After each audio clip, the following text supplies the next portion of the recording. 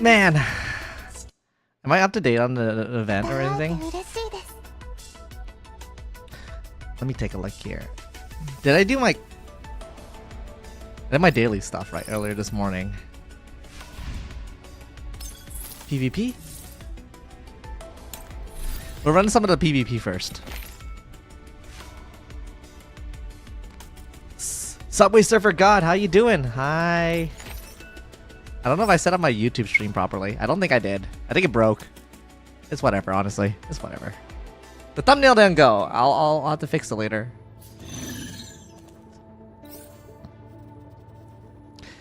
Do you ever wish there's a little bit more win in Suomi's title screen? Why do you say that, Toki? Why do you say that? You're probably just making it just a curious observation, right?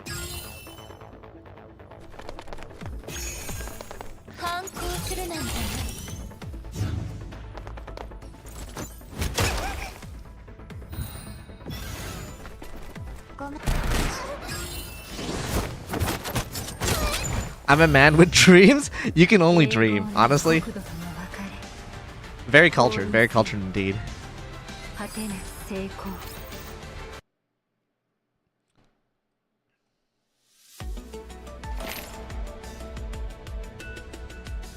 Okay,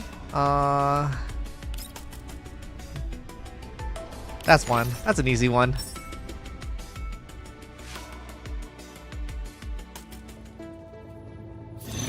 Dude, I went to the gym today, and I'm gonna say, like, that is the hardest that I ever, like, pushed myself.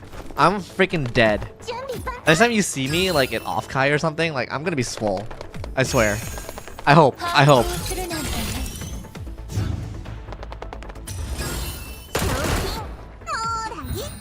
I'm gonna be the best I've ever looked. I'm really hoping so. Or else I'm just gonna cry.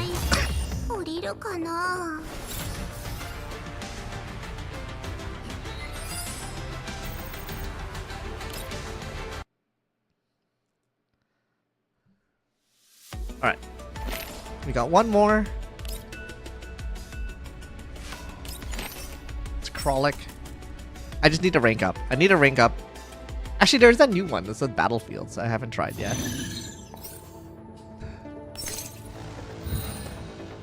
I'm gonna try Battlefields after this.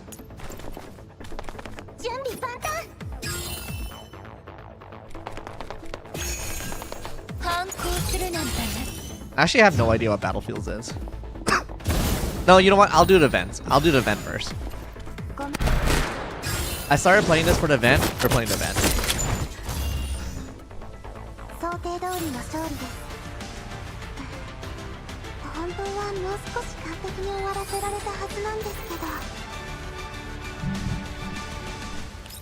Wait, did I even rank up yet? This one? No, I don't think so. I did.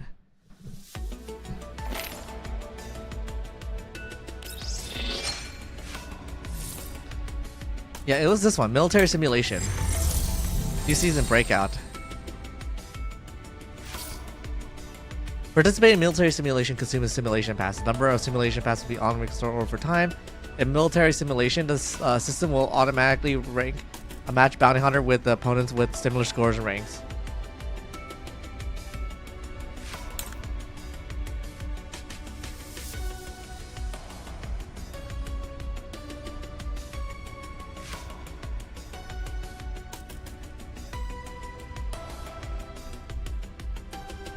With each confirmation is concluded, the system will calculate the simulation points. Okay, alright. So it is like ranked PvP, I guess. So in the rank... So do you want to actually have a good defense then? I guess in this case you want to have a good defense, right? So... I'll take Lotta with Groza. This is probably like my best team.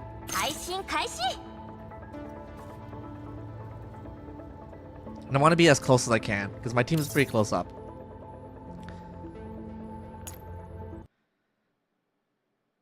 And then now do we actually go into PvP?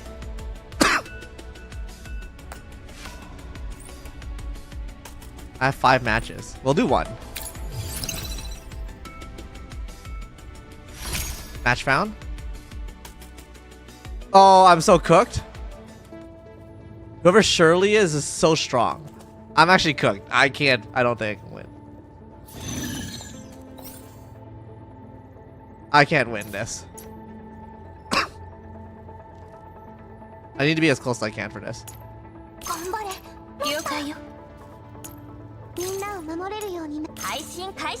Alright, we're gonna try our best.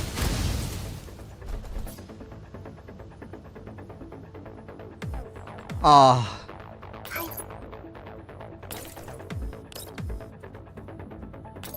I don't even hit.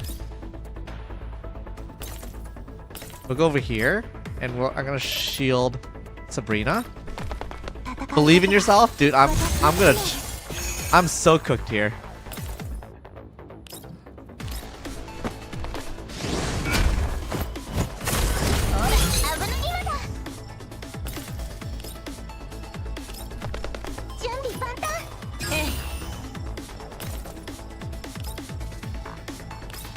So I have max shield now at this point.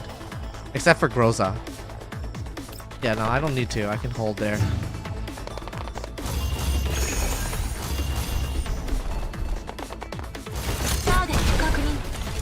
Dude, she did so much damage to my Lotta. What am I supposed to do here?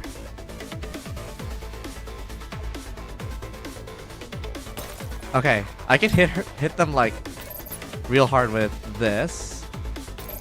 Yeah.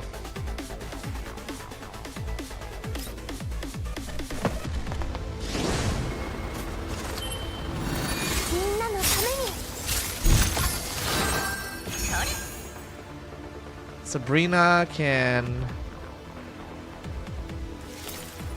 I think I want to... What? She doesn't have that?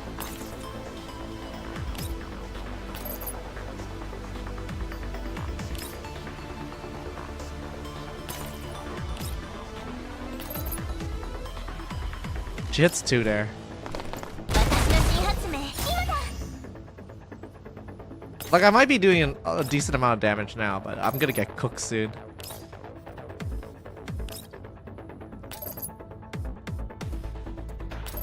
That'll do it.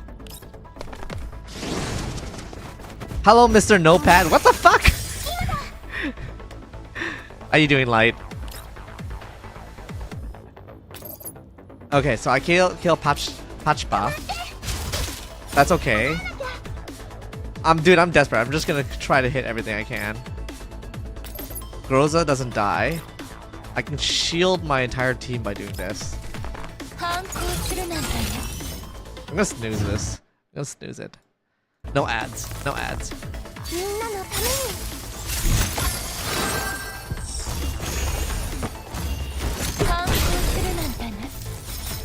Dude, they're level 50. Whatnot.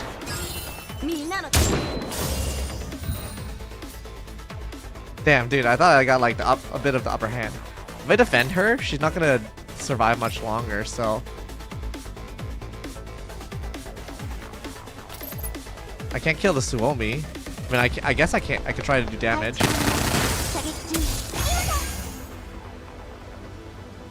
She's gonna die. Focus the Suomi.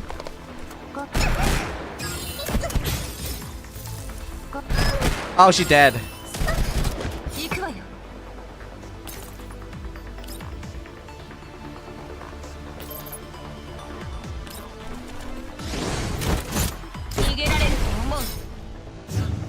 Oh, so cooked, dude.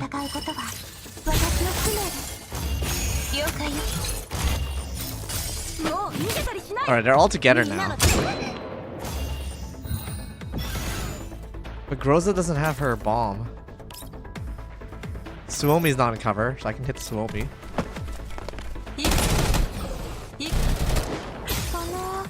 She's stunned? Oh, dude, it's so cooked.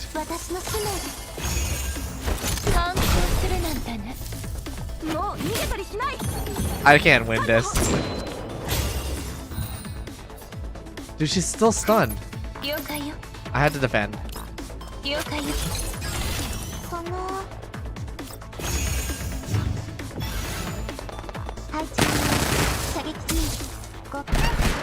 Kill her.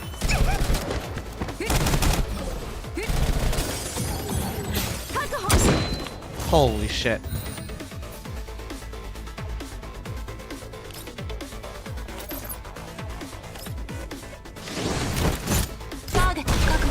I don't have anything, Toki. I don't know if you realize but how weak I am. Actually, I didn't pull for anyone. So Groza's like actually like one of my good units too.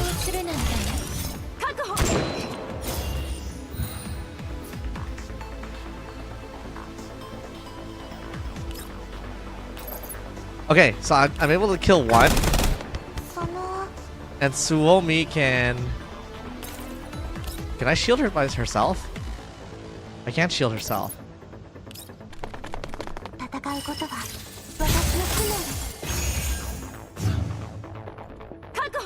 Oh, I'm so cooked.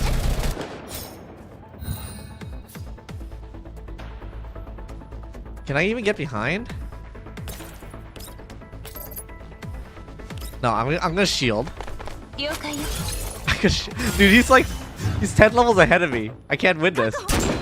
Okay, that shield was good. Shield was good. Shield was good. Wait, I can do this. I can do this. If I go here, all big damage. Am I dead? I'm alive. I'm alive. Wait. Actually, I might be able to win this. I can actually win this. I actually won that. What the fuck? Dude, their entire team was 10 levels higher than me. I was so weak. What's the reward for this? Ah, that's kind of cool. Okay. I mean, I'll do this one later. Jesus Christ.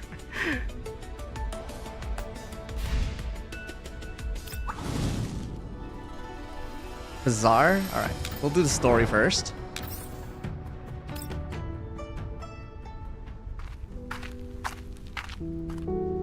Dalen slowly exits the room and stands upright under the night sky. The clouds gradually scatter, and the moonlight shines on her. While she's the only one in the garden, a pair of images suddenly appear. She seems to realize something is close and closes her eyes. Her mouth curls up in a faint smile and she bows. As though welcoming someone. You're here. Oh my god, dude, Dandelion? Holy shit. It's your first time coming to see me in 10 years. Makes me a little lonely.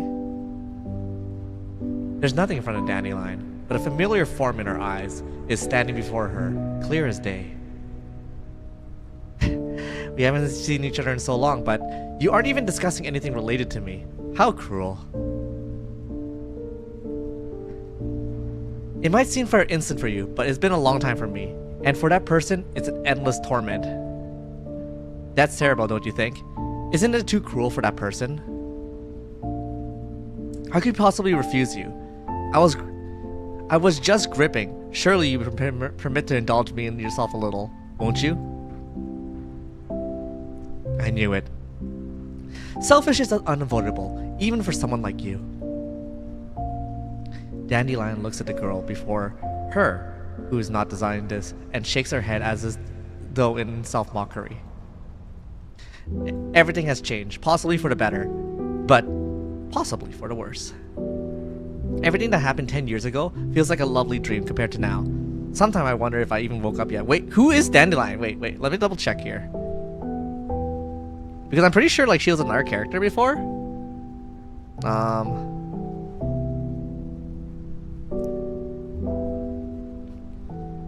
I just need to double check who she is. So Dandelion. Okay, no, I do know who she is. Okay, I had to double check just to make sure. So she's M4A1, like a clone of M4A1. Yeah. Did you expect all of this too, or were you standing aside, softly aloof as we flail around like a troop in clowns? I understand, your ample implies a new trial is upon us. Still, you chose to stand aside and watch back then. Now are you spouting pretentious lies? Lines about how you want this person to walk back into the fire? Don't you think you're going too far? Or is this one of your little indulgences? Dandelion leisurely walks in front of the invisible presence. Her face does not change, but Dandelion, who is born from the same origin as her, already knows the answer in her heart. Yes, yes, I know what I have to do. I know them well. For them, trials have never been a difficult thing. But that person who has lost everything, wealth, fame, comrades, and their precious future, all are former friends, namely those dolls. Everyone and everything has been taken from them, and a great price must be paid for them to gain the strength to rise again. Yet, more than this strength, it is the question of how we want to make them want to rise up once more, for that truly puzzles me. Surely you have a way to steer in the future direction, which is not bounded by the term of Mephistos, do you not? But if it's you, you'd surely reply that everything happened was meant to protect that person. After all, to you, that person is the catcher in the rye. Am I wrong? Dandelion freezes up. For a moment, there's almost an imperceptible shade of emotion on her face. However, she immediately resumes her usual smile, and then continues talking like she's trying to convince herself. After all, living is the most important thing. That might be true, but there's also a prison of sort. 10 years is by no means a short span of time for a human. Even if that was the right choice, it still ended up hurting that person. And for the second time too. I wonder, as someone who made such a ruthless choice, do you feel sorry for the person you hurt? Dandelion tilts her head ever so slightly, as though she is ready to listen to a confession. She seems to be looking forward to making a life hard for her conversational partner. But it doesn't last long, because then she proceeds to state her own request. I think she's talking to herself, like her past self made like a decision to like fucking like end like a lot of people. Alright. It's not like a particularly difficult for me anyways. I shall carefully calculate the odds of you fulfilling your wish. And then, I shall move into the mysterious way to guide that person's destiny to join with yours. Will that satisfy you, my dear sister? Yeah, last time, it was like Operation Butterfly. M4A1 was... She came to the decision, right? Where she was supposed to detonate a bomb that will help end the war. But if she were to detonate this bomb, right? Her commander, or the person that like she was like really attached to, or like kind of like very, very close bonded with, would also get caught up in the blast. But she made the decision to go ahead and, for the better of like basically of everybody else, she decides to detonate that bomb, and the commander gets hurt. So that's what I think that's what she's reminiscing about right now, like talking about her past, because Dandelion is the clone of M4A1, the neural cloud of it. However, the price that you have to pay is going to be so high that even I have trouble imagining it, you know? Alright. Since it's related to that person, I think the person is commander, I shall have to exert myself and give it a try. I promise to watch how that person's lives end, after all. But in exchange, you'll have to help me fulfill our wish, okay? Dandelion opens her eyes, and her face, with a smile, gently lifts. She gazes upon the radiant moon and begins talking to herself in a self-deprecating tone. Goodness! You're just like before, running off and abandoning me in the moment you're done talking. Still, the boring days are finally over.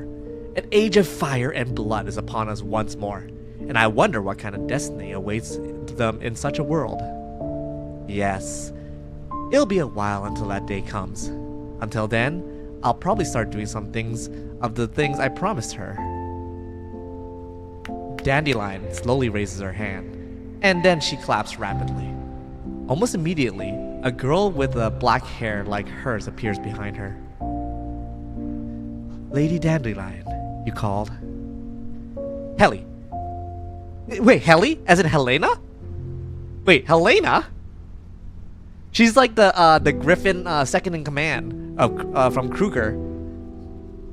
I'll need the network access to the beacon network in the central region. Oh yes, help me say hi to the old bunch and tell them that their peaceful lives are over.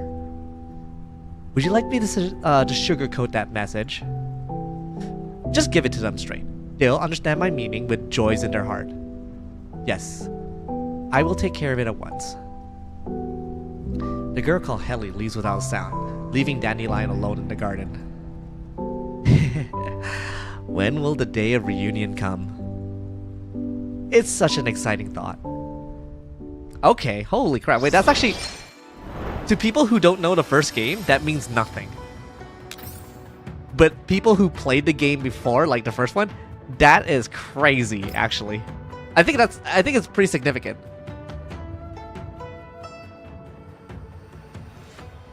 The desolate plains are host to a cluster of buildings that stands out among their surrounding, but are otherwise rather shabby. They sit within a temporary quarantine wall. Several set of thick railway track extends inward from the distance, intersecting the small intercourse railway supply station. This seemingly unassuming supply station serves as a repository for supplies from outside the contamination zone, and it was also the last and only hope for anybody seeking to leave the yellow zone. As the quarantine wall gates open, a rust-speckled intercontinental railway train slowly pulls to the supply station. Amidst the strident alarm, radiation cleansing wash is sprayed upon the train car and pours off to the side, emitting an acrid odor. As the train slowly slows down, a deafening metallic shriek echoes within the building, causing the surrounding travelers to reflexively cover their ears. The train comes to a halt, and its heavy blast doors open. Gangway extends from the platform, and the passenger steams off the vehicle. The passenger all look tired as they drag their luggage off the train. However, one of them is not like the other, as she hops, skips, and jumps off down from the ramp. Jingyu. Oh wait, I think she's type 96. That ride was so boring. So much for the expressive train. I was stuck in my seat for 20 hours. My bones feel like they were being shaken to bits. Zhao Hui? Wait, who's Zhao Hui? I need to figure out who this is. An elite doll like yourself is made of sterner stuff than that. Even an elite doll can handle having to sit still in a chair the size of a wash bin. Isn't that right, big sis? An elegant dressed doll emerges from the cabin cart. She gently pats Jingyu's head and manages to smooth the somewhat antsy little sister. It must have been hard on you, but I don't think it's enough to get the better of the best little sister in the world. Am I right? Upon hearing Diane's word, Jingyu goes from pouting in annoyance to smiling broadly, and then she smugly plants her hand on her waist. Of course, I was just venting a little. It's not as though I was actually bothered by it. Zhao Hui, how are you doing? As a doll, being able to get seated is all pretty good. We shouldn't have asked you. I know it's been hard for everybody. There have been a few more hours until our transfer of the train arrived. Shall we rest in the train station? Big sis, we spent all our collapse pieces we saved up for half a year on travel expense on this journey. Was it really necessary? It's true that the cross-country travel style is a little expensive, but there's an important reason for it. What kind of reason could be worth half a year's income? That's the secret for now. But you'll find out.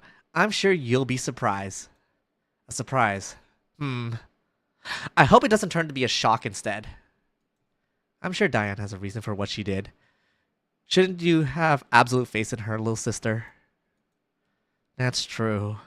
But we spent so much money and we don't even know the reason why. Can you at least let me complain a little? I think that our luggage for this trip has been unloaded. Go get our traveling cases before somebody takes them, okay? Oh. My collection is in my luggage. I can't lose them this time again. Jingyu frantically runs toward the luggage carousel. Diane sighs quietly, and Zhao Yu walks up to her. Frankly speaking, I don't understand the purpose of this journey either. If it's to expand our range of our tour, then there's no point in going so far by train. Wouldn't we make more money with the ticket back with our concerts earning? Our destination is so far away, and our current activity radius, I'm sure you wouldn't have chosen this region if you didn't have a reason for it. Indeed, I have a very important reason for doing this. An important friend has contacted me some time back, and while she didn't tell me why I had to be here, I'm sure it had to be related to our shared past. An important friend? Does it mean it's related to your passing Griffin? Yes, for a certain reason, my friend did not want to leave any records that we knew each other about this ahead of time. What a strange reason. Sorry, I dragged you into this. Don't worry about it. Besides, it's not like I have anywhere else to go. Zhao Yu stretches, seemingly to put Diane at ease, and Diane responds with a smile. Jing Yu's piercing voice rings out from a distance. Big sis! This is bad. Diane and Zhao Yu looks toward the sound of the voice and sees Jing Yu being chased by several men in security guard uniform. The guards are trying to handcuff Jing Yu, but her strength and agility is far beyond theirs. Jing Yu calls out loudly as she runs. These stupid guards won't listen to me at all. This smuggler is a tricky one. Get more guys to surround her. You're the smuggler? Your mom is a smuggler! As Jing Yu makes a bigger and bigger ruckus, the surrounding travelers gather around to gawk at more security guards swarm over. Diane and Zhao Yu immediately run over to Jing Yu, blocking her behind, and then Diane whispers to Zhao Hu. My mom, light? Don't hurt the human, otherwise things can get very troublesome. Zhao Hu replies with a knowing nod and attempts to take down the oncoming security guard aside with minimum force. After seeing the doll's prowess, the guards freeze up, unwilling to recklessly approach them. However, there's a sound of a handgun chambering around in the distance. A middle-aged man who looks like a police officer stalks over to Diane and the other. Railway police! Cease struggling or I will open fire! Oh no. Diane looks around herself. While this is a minor transfer station, things will get extremely troublesome if they get detained here. Since they haven't broken the law, their current priority is to figure out why Jing Yu was being chased by those security personnel.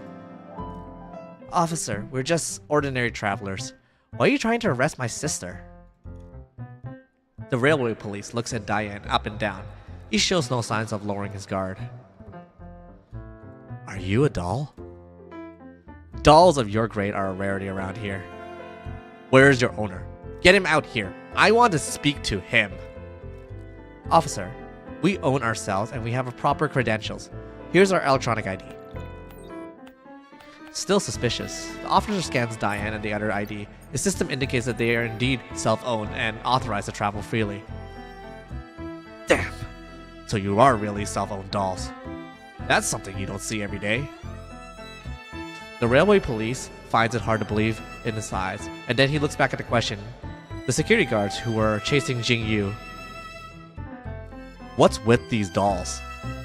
Our scan revealed weapons in their luggage. They got guns. Lots of guns. We're authorized to bear fire control cords and use weapons. Our ID has already shown this. He's also declared that other weapons will be before boarding the train. You can find them in the hazardous good transport permit section. The police officer and his eyes and the security guard behind him, who frantically opens his terminal and goes through it. A little while later, he lowers his head and speaks dejectedly. It's all there. What the hell are you morons playing at? Don't you even know how to check IDs and forms? But our scanners threw up an alarm and we saw the guns and thought we should detain them. That's why none of you have managed to get proper postings so far. You clowns can forget about being promoted for the rest of your lives. The railway police officer makes a big show of berating the security man while he pulls him aside, then quietly speaks to them. They say that dolls can get clearance like this, have a complicated past. You shouldn't get involved with them. Damn it. Even humans don't get this kind of treatment. They're licensed to carry weapons and fire control core, so they must be tactical doll for some PMC. A PMC. Maybe these dolls are... Kaboom! Suddenly, there's a massive explosion from the outside. A huge plume of black smoke rises from the quarantine wall in the distance. As the shockwave from the explosion washes over them, many people lose their balance and fall to the ground. What was that? The sound of screaming comes from that direction. An explosion and a panicked crowd begins to run this way. It's a boom jump! A boom jump hitting the quarantine wall. A boom jump? Run for your life! Fear instantly spread through the crowd, and the surrounding tourists drop their luggage. They frantically run in the opposite direction. Damn it, how many times has it been this month? Chief, we got an Elid incursion. Get your guns and follow me. Something suddenly occurs at the railroad police officer, and he suddenly turns around to address the dolls. We're undergunned here. Can you help us out? Since you're tactical doll, dealing with Elid should be a piece of cake for you, right? What should we do? We should take our luggage and run. No, we can't. There are too many civilians here. The consequences of Elid breaking in here would be unmanageable. But if it's a boom jump, it's not something we can handle. After seeing the doll hesitate, the railroad police officer immediately chimes in. Just think about these unarmed civilians. As tactical doll, shouldn't it be your priority in protecting humans? How about this? If you help us out, no matter what applies to for a security certificate within the railway network, this way you'll never be stopped or questioned no matter what station you go to. Sounds like a good deal to me. Then we'll... Wait a minute, big sis. I have a condition. Can we get a better seat on our next trip? No problem, I'll think of something. Upon about hearing the seat upgrade, Jing Yu's eyes practically glows with excitement. Diane looks at Zhao Hu, who nods and back in response. Now that her friends have agreed, Diane makes up her mind. Understood, police officer. Please let us assist you. The railway officer entrusted this region to us. Make sure you don't let the Elid into the station. Wow. Look over there, big sis. There's a huge hole in the section of the wall over there in the distance. The Elid must have entered through there. Looks like there's the work of that boom jump. What do we do if we encounter it? It's just a boom jump. I'll rip it to bits. Surely, you know what boom jumps are, right? They're strong Elids, aren't they? I knew it. We won't be engaging the boom jump. If we run into it, we'll flee immediately. Understood. Yes, got it, big sis. Focus the Elid are drawn close. Prepare for battle.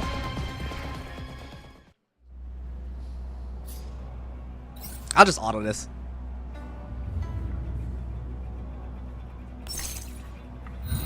They're level 15 anyways.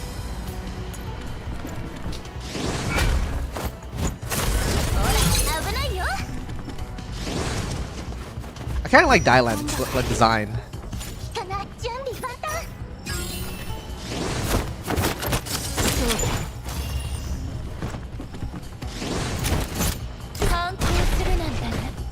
Boom. And we got one more left. That's it. After eliminating the Elids within the area, Dylan contacts the railway officer over the radio. Officer, this area is clear. There's a breach in the quarantine wall over here, and there's an elevated level of collapsed radiation in our position. Please warn any nearby humans not to approach it. Understood. Thank you. I've already contacted the nearby railway unit for support. Please ensure that no Elid gets onto your side until they arrive. Alright, leave it to us. Also, you're best not to pass through the quarantine wall and head outside. You might run into something bad out there. Is there a problem over there? We received a report of unidentified crews being active there, and a lot of people have gone missing recently. Boom jump sightings have been increasing recently, and there's been rumor about a cult operating nearby. So, you best not get involved. Thank you for your reminder. We'll pay attention to this. Zhang Zhu puts her weapon down and stretches lazily. What the heck are those elids or wimps? After seeing all those humans running scared, I thought we encountered some big monster. We're lucky we didn't run into that big monster. Boom. There's another explosion, which sounds much closer this time. It gives Jing Yu a fright. Another explosion. Did more elids sneak in? There's no way those Mook elids would have caused this much damage. That boom gem must be nearby. If it was a boom gem, we'd hear its roar. That's true. We'll head over there and take a look. We need to completely clear this area of threats. The doll's warily approaching the origin of the explosion just now, but the thick smoke left in its wake hasn't completely dissipated yet. Fortunately, they don't hear the howls of the elid. Apart from the sound of burning and the wind blowing, everything is silent. After making their way through the smoke, they see a breach in the quarantine wall not far ahead. The surroundings are a mess. Sands and invisible collapsed particles streaming through the breach. The dolls are stunned by the extent of the devastation here. However, what truly shocks them is that there's something that most definitely does not belong in a place that is not right in the middle of the breach. Big sis! There's someone lying in the ground. Diane looks over and sees a girl with blue hair on the ground. Her hands are tightly clenched around her weapon, and there are 3 strange spheres circling her. The sphere glow light blue, and the heat boils off them, making the surrounding air ripple. It's plain to see that the previous destruction was their work. Is that a doll? Diane slowly approaches the doll on the ground, but Zhao Hu immediately steps in to stop her. Wait a minute. Don't go there. Diane looks at the fallen doll. The sphere has changed position and becomes glowing in response to her approach. It looks like they might attack at any moment. Is this some kind of autonomous defense system? Huh? Why would a doll have something like that? The last time I saw something like that was around 10 years ago, right? Just as the doll comes to a halt, the sphere suddenly flashed with a light before flying rapidly in the opposite direction from Diane and the company. Those spheres flew off. Does it mean it's safe? Your logic pathways is sure simple. What if this is another trap? I'm not picking up any more threats for the moment. That doll looks like she crashed. Watch the surrounding. I'm gonna try and reboot her. You want to do it here? Can't we haul her over to the train station and be done with it? I have some questions for her. And for some reason, I got a feeling that we have something in common. Is it related to your past you that we're talking about? The reason why we couldn't know about ahead of time? Yes, that's the feeling I'm getting. I'm sure there's a reason why we come all the way here. While Jing Yu looks a little confused, she nods towards Diane anyways. After seeing the 2 tactical dolls scan the surrounding, Diane begins working on the doll. She carefully turns the doll body over and finds a connection port. She attempts to connect the doll with the other doll's neural cloud, and its firewall structure seems strangely familiar to her. Are you alright, big sis? Since when did you become an electronic warfare specialist? Connecting to her was easy. If the IFF handshake protocol she used was the same as ours. The same? How could it be the same? She's got the same IFF data as you. Haven't you figured out why yet? Was she in Griffin too? But then, why don't I remember her at all? You'll have your answers once she wakes up. Diane breaks the connection and gets to her feet. The other 2 dolls approach her, waiting for the doll's neural cloud to finish rebooting. As she looks at the doll before her, Diane has a rough idea what to expect. What does she look like? I want to see.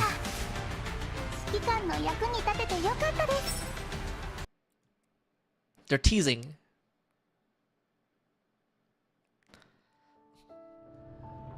I'm sitting in front of one of those big drop windows beside the main console, blowing my cup. As I spit at the revolting instant coffee, I think about how to handle the upcoming situation. Herodios has been sighted. Dolls like Sexton and Departure has attacked us. And there's the recent transmission, all that makes me sink deep into thought. While I'm trying to sort out things in my head, something in my heart is protesting. So the past hasn't caught up with me at last. Just then, Mei Ling opens the door to the ops room and walks towards me as she works on her tablet. Upon hearing me mutter to myself, Mei Ling puts down her tablet in curiosity and speaks to me. What were you talking about, Commander? It's nothing. It's just an adult pointless grumbling. How's the doll? Are you talking about Sextan? She's already been inside the doll repair bay. I ran the first round of comprehensive diagnostic on her. Looks like she has been badly damaged. Most of it wasn't from Leader though. Just what on earth happened to her before this? I wish somebody would tell me, Dad. Let's just bring her in and do some basic repairs on her. We'll have to watch her around the clock though. Yes. Yeah, Leader Groza said that too. She's already been arranged for rotating shifts to man the security camera, but we'll have dolls stationed by the repair bay. Alright then. I can rest easy knowing that Groza is handling things. Commander? What's going on? Are you really gonna bring Helena out with you again? Ever since we brought Helena back from Paradias, she hasn't been feeling too well. We can't let people keep pursuing us. Oh god, I had to drink water.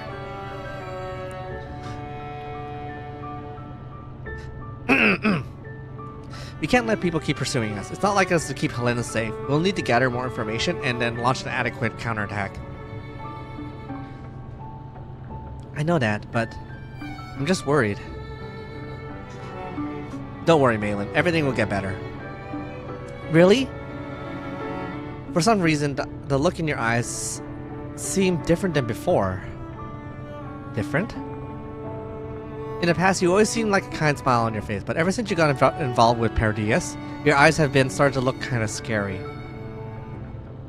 I fake a cough to hide my accidental display of emotion. After seeing the worried look on Mei Ling's eyes, I make a show of shrugging to try to calm her down. Sorry, Malin. I think I recalled something from the past. Don't worry. I won't put the others in danger. I won't let that happen again. My words don't sound the least bit reassuring, but fortunately, Malin doesn't probe further into it. Well, if you say so, Commander. I nod to Mei Ling, and Mei Ling nods back. Though whether or not she really actually understands remains a question. How things are on Coalface, and if Helena's right, can you have Coalface let me speak to her for a bit? They ought to be in the medical room. Should I go over there and take a look? Yeah, pass the message on. Mei Ling nods to me and then turns to leave the ops room. After watching Mei Ling leave, I take a look at myself through the reflection of the glass window. Am I really that scary? It seemed that the ripple of the transmission set off my heart were bigger than I expected. My regret over the past surges the foreground my hopes of the future. Before I had willing to recall my past, and neither did I dare dream about changing the future. Right now, however, all the thoughts in my heart are bursting open uncontrollably in my mind. Perhaps I've been trapped in the event from 10 years ago all this time. I look in the glass can, and my face does seem a bit twisted. I should drink some coffee to cover it up. That's hot. Annoyed, I put down my mug, and I catch sight of a nearby control terminal. I heard news of that had tied my heart up there knots. I heard news that they have tied my heart up in knots there just a half a day ago. I rub my temples and begin recalling the events from back then. No time to backtrace. There's no time for repair either. I've only been able to go through basic maintenance on everyone. Sexton is out there, the storm is bad. We'll be alright, right, Commander? Groza? Enemy number is confirmed just to be 1. Is it just Sexton? Yes. A burst of static comes through the comms and makes it difficult to make out what Groza's trying to say. Is it just her? There's no other Paradias combat units? Wait, I'm trying to see if I can find like a thing here. Oh, that's bad. That's bad. I'm not gonna use that effect. That's not the effect I was trying to do. Do this one. No, the enemy confirmed has left the combat area. That's not what I wanted to do. She retreated. She's remaining outside of the firing range and not leaving. There's a new communication request. Caller unknown. Put it through, Groza. Stay alert. Mailing displays a new comms window on the projection screen. I walk to the projection screen. Good day. I find myself looking at Sexton, who's wearing a hood. I cannot be certain if the collapsed storm has affected the signal reception or if Sexton's vocalization module was damaged, but her words were very choppy, and a simple greeting took her from a second to get out. It's a terrible day, but this is the first time that I've seen you in the flesh. Sexton, chasing us here, tailing us. What do you want? Sexton. My name? Huh? You know who I am. Please tell me. Still trying these childish tricks on us. Sexton makes no replies of any sort of movement. She looks like the static image plastered on the projection screen. Groza, sit rep. No abnormalities. No movement from the enemy unit. I have no time for this, Groza. Just get rid of her. Tell me.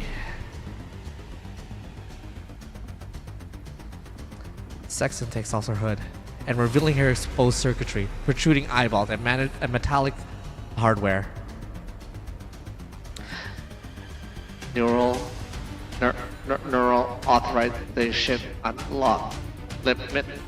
Tell me. Give me the order, Commander. A new comm request. Encrypted channel. Caller is Light the Dawn Shining Edge in hand? Put it through. Commander! Lena, what's wrong? Ah, are you busy, Commander? It's nothing, just a battle. That doll Sexton showed up again, though she looks a little weird. Well, if you need to deal with her, I got a handy little helper that I can lend you. A handy little helper? Is that the commander who conquered far and wide, having as much trouble against a single doll?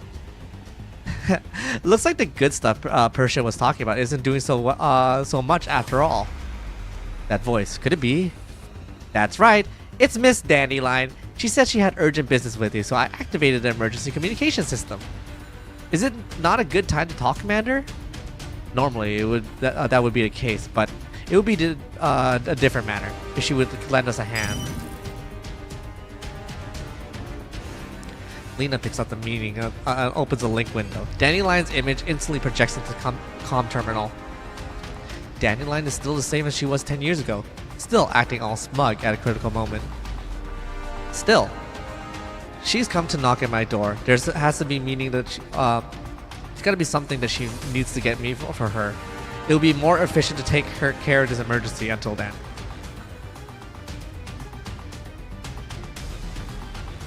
You don't really stand on ceremony, do you, Commander? You're always having me clean up a big mess for you. Well, I'm sure it's not a big loss for the great and powerful Dandelion to help us out, right? Alright, what's the problem now? I suddenly realized it has been a long time since I last spoke like this, but I ended up taking this tone with her anyways. For some reason, I'm not worried at all that she'll be repulsed by my attitude. In fact, she seems shockingly mocking tone is putting me at ease. As expected, Dandelion's smile is familiar yet annoying way. Every time I see that smile, I just know that she must be laughing like a hyena deep inside her virtual cognitive image. But at the same time, I know that she'll step in to resolve my issue. I drag the video message Groza sent back to the comm window. Dandelion instantly recognizes the person within it. Isn't that the third generation doll Sexton? You know her? I found this information on her easily enough from the non-flood database. She's a Girard Group latest product and their pride and joy. A third generation doll. So, like, Ruden, her hardware is a little bit more advanced, but the design standpoint, all I can say is that she's nothing more than a crude copy. In short, way worse than Rue. A copy? Forget it.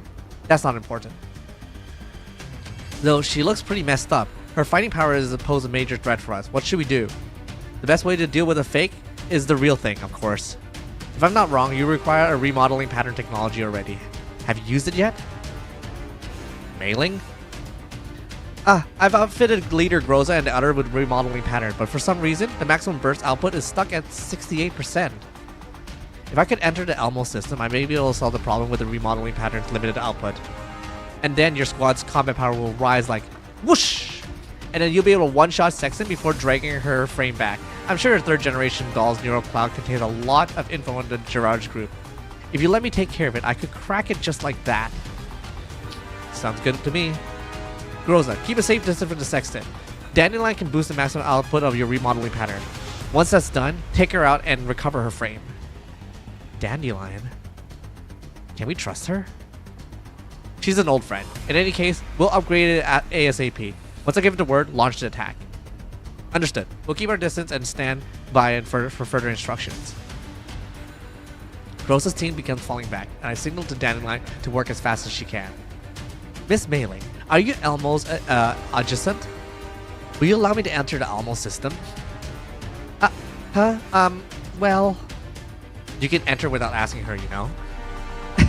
Good manners is important for girls, Commander. You're always breaking your subordinate's heart because you keep forgetting that. You're Miss Dandelion, right? How do you plan? Are you planning to get into Elmo's system? You need to tell me whether I can come in first. Commander? It's alright. She's probably more familiar with Elmo than we are. We'll probably need to get an upgrade ASAP. Then please come in, Miss Dandelion. As you wish. The Elmo shakes violently and the light sways as well. The monitor on the command console begins to throw off sparks. Maylin nervously sucks in a breath and terrified at what she just made the wrong decision. I pat her on the back, indicating that she shouldn't be worried. However, she looks at me with nervous eyes. Soon, the monitor and the light goes back to normal. Dandelion must be back. All the models have been cared for well. Looks like Miss Mailing is more capable than I expected. Are you in our system already? Yes. I booted up the backup from 10 years ago. And thanks to the massive data center on Elmo, the nearby signal beacon, I managed to update the first part of the my virtual cognition image data. Once it's completely fused with me, we'll all be happy campers here together. I palm my face. This is the scenario I least want to see has come to pass. I can practically imagine the tragic day ahead of us. Wait, a backup from 10 years ago? Have you been in Elmo before, Miss Dandelion? Well, that's a long story. You see, 10 years ago, the commander of yours had been leisurely sitting over there with the old me as a vehicle support AI, and he used me slave labor for them all day long. Hey! Isn't that the same as what I mean is that did you help keep the Elmo running in the past as well? Don't worry, I'll take take on a big chunk of your workload. However, the priority right now is to get the remodeling pattern up and running. Maylin, have you connected the remodeling pattern backend system to the Elmo? Yes. I need you to open the database and give me the necessary authorization so I go through the past data. Commander, can you give me a minute? I'll let you handle it. Looks like it's time for me to talk then. Lena, where's Callan? I was just about to get Miss Callan. Dandelion and Miss Callan already contacted me. It seems that there's been a change in the situation, so Helena's destination will need to be altered a little. So we're not going to Kyiv? A prior decision has been leaked. A decision may have been leaked, and Miss Callan is looking for its source. Until then, we'll be transferring Helena to a reliable group. Right now, the Gerard group has its eyes on the Elmo. Have Helena remain on the Elmo is far too dangerous for both her and the Elmo. It is a pretty high-profile vehicle. So, got any specific on the plan? I'll explain it later. In any case, there's so much work for you to do, Commander. If just listing all the work takes longer than a minute, it seems that I'll have to mentally prepare myself. Commander, I finished analyzing the problem with the remodeling pattern. Do you want to hear about them? Go ahead. That's amazing. I can't believe she took care of everything in less than a minute. Any problem that can be covered with the Elmo's processing power is not a problem at all. I made some deduction based on the data I found on the data that the data of the plant that grows of the other remodeling pattern was inaccurate, which led to not be able to absorb the collapsed pieces particles at full efficiency.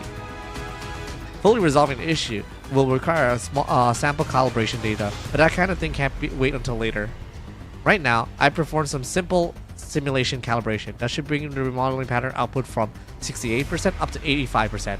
Still not a full output, but it should be more enough to deal with that third generation doll. Has it already been done? You can use it right away. Understood. Groza, check your remodeling pattern. Can you raise the output to 85%? Yes, and the remodeling pattern maximum output has been increased. Commander, should I continue the attack on Sextons? Your orders are unchanged. Take her down and recover her frame. Understood. Executing now. So I had to, like, take out Sexton? I mean, there's just one of them, right? That should be fine.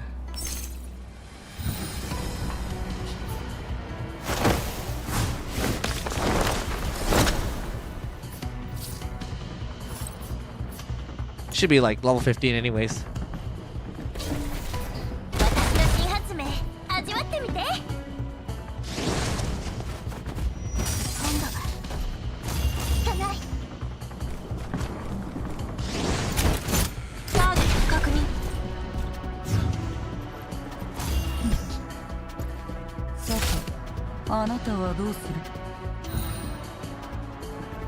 No, oh wait, I didn't even look at the TikTok chat. Noelle, hello!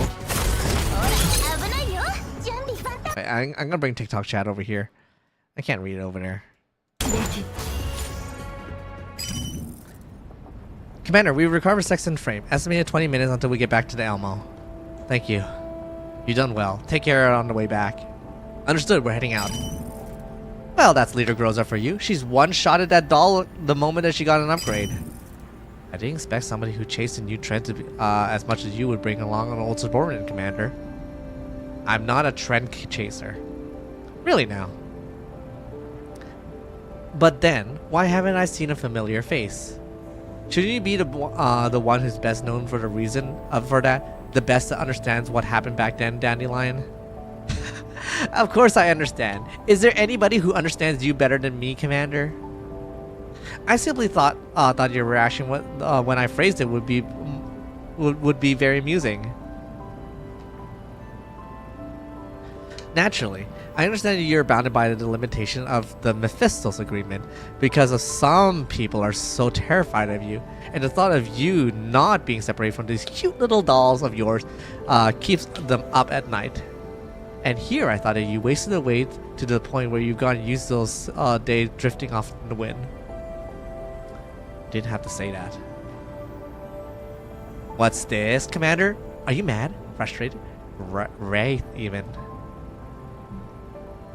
I looked down and stepped away from her. There's no response. I know that I'm not angry. Rather, the fact that she hit the nail on the head has left me a little bit guilty instead. All this while I thought I'd completed the mission, so I didn't have to experience those despairing, inducing things again. Things like watching my friends die, sacrificing my subordinates. Still, despite everything we did, everything we sacrificed, Paradia's still around. If my mission was a failure, then what's the point of everything I did back then? As I ponder this, the regret of I've been hiding depth in my heart surges to the fore again.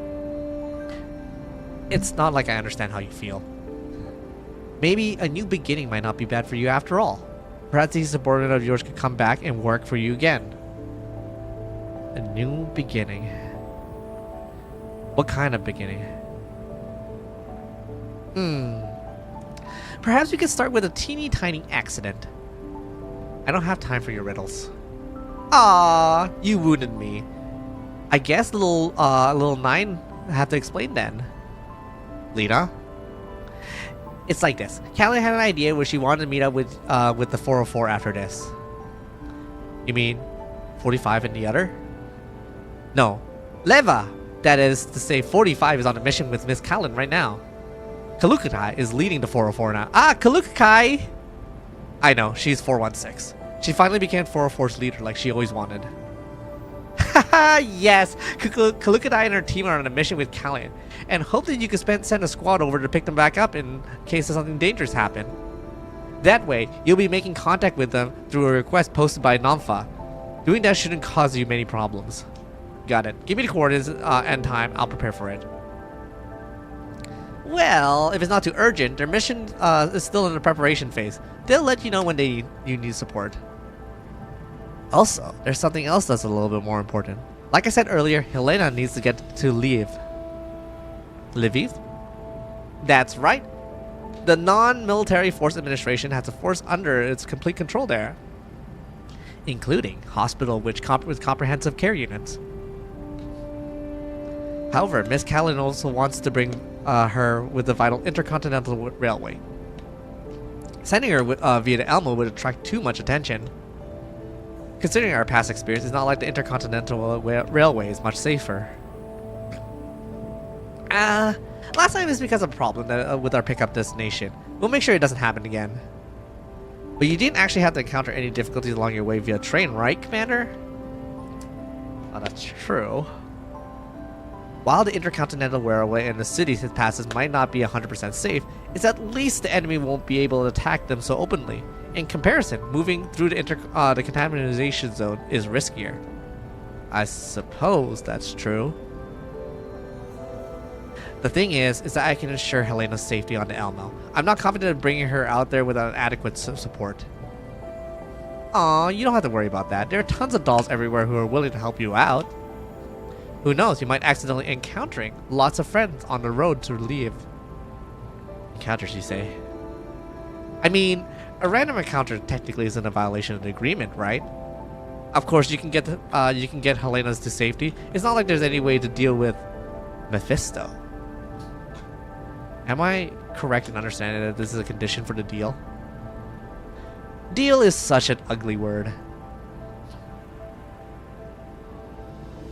I have nothing but good intentions for you, Commander.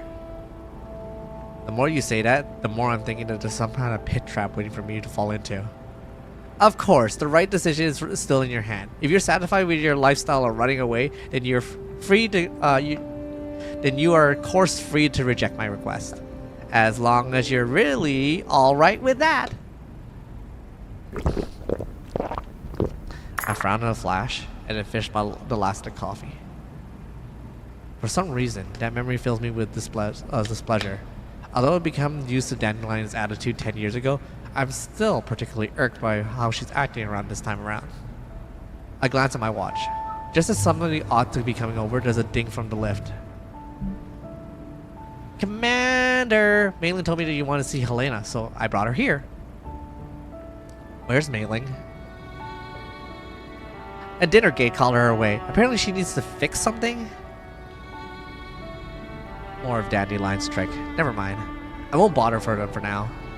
I'll focus my attention on Helena, who's in front of me right now. Although she just woke up, she doesn't look well. Helena, are you okay? Commander, just now scary. Felt like something was getting into my head.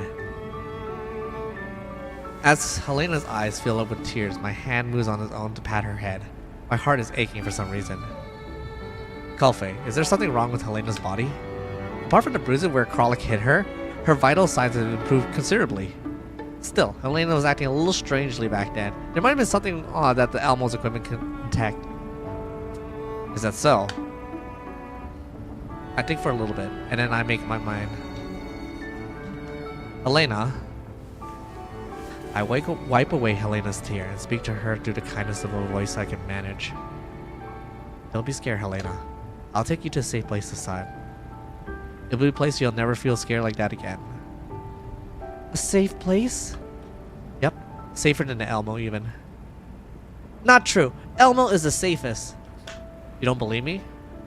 Commander, I believe, but... Commander, are you gonna take Helena away from the Elmo? Yep, Callan gave me a new pickup point at Lviv. As you know, it's within the Nomsa sphere of influence. It has a place where Helena can get treatment, so we need to get her there ASAP. Yeah, Elmo has a medical center, but we're no hospital. In that case, sending Helena there would definitely be better for her. However, if we're going to a city, Helena might end up suffering an organ failure like before. That's definitely an issue. I'll head back and consult with Lena on the solution for that. If you make up your mind to go, then I'll go with you. After all, I am a medical doll, and if anything happens to Helena along the way, I can deal with it immediately. Kofi, are you coming too? Yep, I need to accompany Helena. That way you'll feel much more at ease too. After hearing Kofi's word, Helena immediately throws up her arm in approval. Yay, Kofi is great. I like Kofi. Don't worry. So don't worry about a thing. We'll head out with you, Commander. Commander, is that really alright? Just leave it to me. I'll make sure you're fine. Helena remains silent after a long while she finally nods in agreement to my request. I'll give Helena some anti-degradation medicine. I'll give her another checkup. Good point. Take care of Helena then. Kofi nods and then takes Helena out of the room with a smile on her face. I exhale and think. Then I pick up my communicator and describe the situation to Groza. Oh, Lynn! Oh my god! Lynn, how you doing, buddy? Wait, what are you doing? Wait, I'm gonna give a little shout out here. You're playing, wait, what is this? Mortary's assistant. Nuke top 5 raid. Hello. Thank you, raiders. How you guys doing? I hope you guys enjoyed Lynn's stream. My name is Haru Nishimura. I'm a dog. Well, actually, did I say dog? I'm a Night Galaxy VTuber over here. We're playing Girls from Online. We're playing the new event here.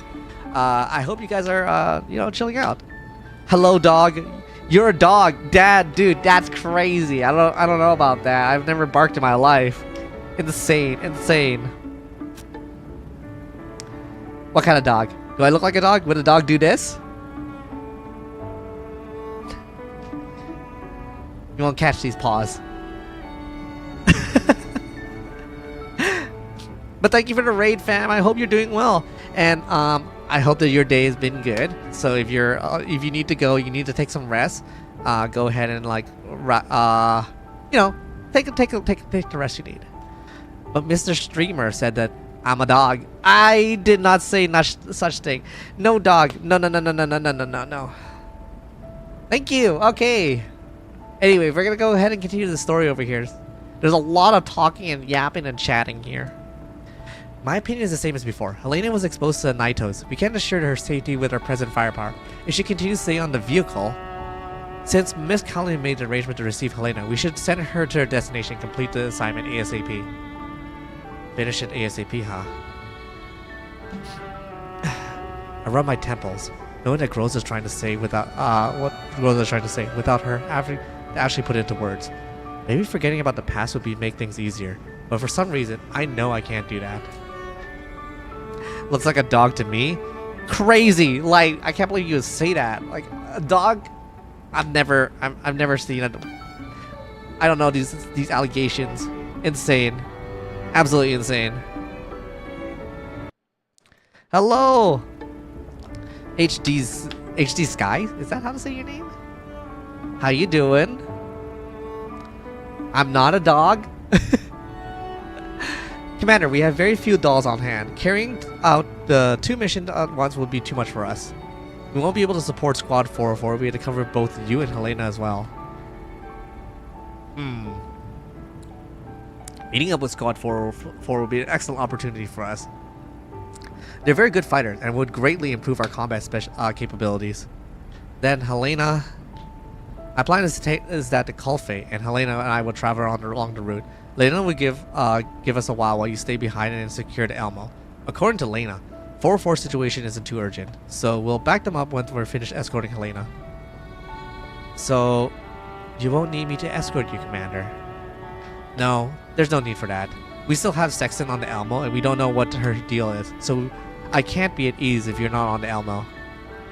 Also, using firearms would be troublesome once we enter the city. which is better for your strength and very hard to employ somebody like Kolfe who's good at interacting with humans and is a lot better suited for the task escorting Helena. Oh, dude, Groza is so upset. She goes like, "You don't need me, then."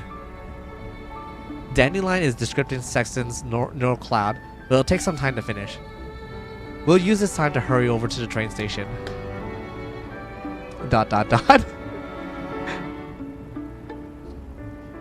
Rosa doesn't reply right away, unlike how she would normally. I suddenly realized that what I said.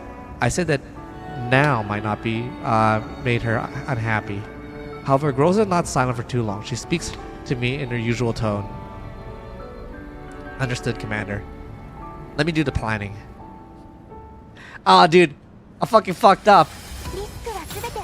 I fucked up, dude. Commander, you numbskull, you idiot.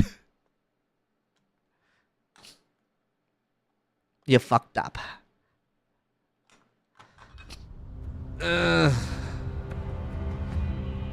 fallen doll's neural cloud seemed to have successfully rebooted. She shakes her head and struggles to prop herself up. Diane gently helps her to support her into a sitting position. Are you alright? I think I'm fine. Where am I? You're just outside the Intercontinental Railway Station. What's your name? My name is Kolfe. The doll, called Kolfe, slowly comes to her senses. Then she realizes something and begins casting a search gaze around her. Commander, Helena! Helena? Commander? There's nobody else around except the dolls. Kolfe looks like she's about to cry. Diane looks shocked as Jingyu, but she patiently waits for Kolfe to calm down. The last thing I remember is that the Boomja was charging at me. Did you guys save me? The Boomja was gone by the time that we arrived. Big Sis helped reboot your neural cloud. I see. I don't know how to thank for your help. We're just doing what we had to. The important thing is that you're okay. Ah, about that commander you mentioned. Could you tell me more about them? The commander? Why you asking about the commander? Perhaps the commander you're talking about is the same one and I know. We might be able to help each other out. Can you tell us more about this person and can we verify them? I don't know the commander had so many old friends. Kolfe mutters to herself. These people don't seem like a bad lot, and she does need help. After some soul searching, Kolfe decides to reveal a little bit of information. The commander is the person who commands us. That was completely accurate and 100% useless. Ah, yes, I should be saying this. The commander is a bounty hunter who drives a mobile-based vehicle and takes assignments from all over the place, although they hardly make us any money. The MBV. Is the MBV called the Elmo? Huh? How did you know that? Diane and Jingyu exchange looks. Could it be? It seems like it. Kolfe, we were once tactical doll who served under the commander of Griffin and Kruger PMC. Griffin. Does it mean you used to be a subordinate of the commander? Upon hearing Kolfe's word, Diane is now certain that she's talking about the very same commander that she knows. That's right. Pardon me for not introducing myself. My name is Diane, and this is my little sister known as Jingyu. We used to be tactical dolls from Griffin. This is Zhao Hu. While not from Griffin, she's very reliable and a friend of ours. Jingyu and Zhao Hu wave at Kolfe. So, please believe us when we're trying to say that we wish to help you. Miss Kolfe, can you tell us about what just happened now? Kolfe glances at the doll and decides to believe them. Then she quickly explains what happened. We were attacked by an unknown force on our way from the train station, and we were exchanging fire with them, and Boomja suddenly appeared. I think I passed out after the Boomja attack. I thought my frame would be shredded. I didn't expect to be functional after to that be all normal. There were 3 floating spheres around you just now. They flew away when we approached you. Floating spheres. Did Helena save me? Helena? You mentioned that name too, in addition to Commander. Who was that? And why is something as fancy as an automated defense system here? I can't tell you, Dad. Kolfe shakes her head. She clearly doesn't trust them. But we just saved your life. Diane looks at Kolfei and realizes that further questioning her is pointless. More importantly, there's more pressing questions that she needs to ask. Leaving that aside for the moment, do you know the commander where the commander is now? The commander managed to avoid the boomjet attack just now. I'm sure the commander would look for Helena if they were all right. Maybe the two of them are together. Can we track their location? Yes, we can. I plan to track her and Helena. Kolfei fiddles with her turban when it sounds like indicates that it's running smoothly. Thank God. It's working fine. Hang on, Helena is actually pretty close by? But this location is underground. Kolfei doesn't wait for the doll to answer before she runs off towards Helena's coordinates. The group catches up with Kolfei after passing through the broken quarantine wall. Kolfei goes a long way before she finally comes to a halt. There's a wrecked shelter leading underground to the location where Kolfei stopped. The shutter is built behind a small hill. Half of it is below the ground and practically invisible from afar. The shutter outer camouflage had been blasted to bits. It was the same size as the cinema theater screen, but now it's nothing but a ruined fragment that had been blasted inward, and something huge had torn through it. Looking at this ripping and tearing, did that boomjet flee here? There's a weird slime on the ground. Looks like it went there. Those spheres flew this way too. Maybe they went inside? The boomjet might have brought Helena here, but her defense system, Helena ought to be fine. Kolfei wrings her hand, doing her best not to let her thoughts wander through the worst. Diane gently pats her on the shoulder, hoping to give her to calm down. Miss Kolfei, things will be all right. Besides, the commander is here, right? Yeah. Kolfei nods. She quietly mouths her word in her heart until she can calm down and function normally. The dolls approach the destroyed shelter. The interior is extremely spacious and it leads to an underground passage. This entrance, it's got to be some kind of shady facility. Looks like a secret passage built to smuggle people through the quarantine wall. Why is the secret passage so big? It's big enough to for vehicles to pass through, and considering how close it is to the train station, it must have been built with a really powerful broker. Can underground brokers really do that? How do you know how do you think they transport the really big pieces of merchandise? All of this can't be a coincidence. Diane remembers the reminder of the railway police officer that gave them. That combined with the fact that anything involving the commander is bound to be complicated makes her think that they should need to be explicitly careful around their next move. Is this Helena's location in the depths of this passage? From the coordinates, it seems that they're far below us. Perhaps there's another facility below. I know I have no right to ask this of you, but could you please help me find the commander and Helena? Diane looks at the pleading look in Kolfei's eye and then at her two companions.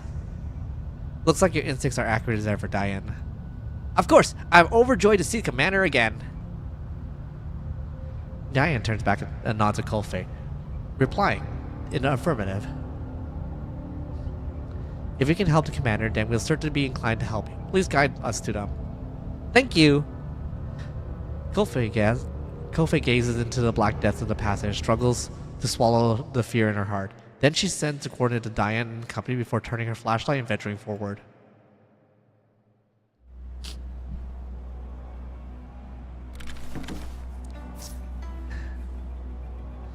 Everyone help. There's movement ahead.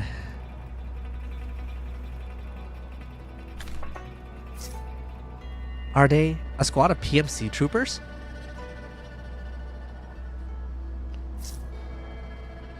Their guard reads Mang Security. Maybe they're a bodyguard detachment employed by the underground brokers.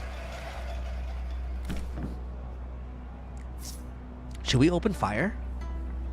They might not be hostile to us. Let's circle around them and keep moving. Miss Kolfei, what do you think?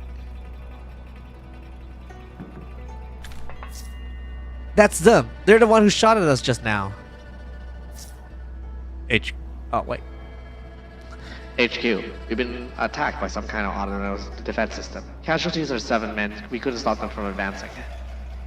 No, the target isn't moving at the moment.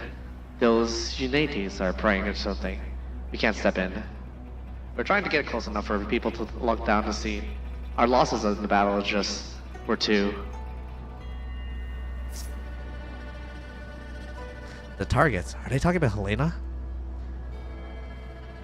No, we can finish the mission. We don't have to. Yes, understood. Squad, hold this position. We mount a fighting retreat when the mishaps show up there. Hang in there. Mishaps. What are those? Who knows, but Helena's already been captured by them. Miss Diane, we can't wait to meet up with them. Let's press the attack. She's right. These people might put the commander in danger. Let's eliminate them. Okay, let's go attack.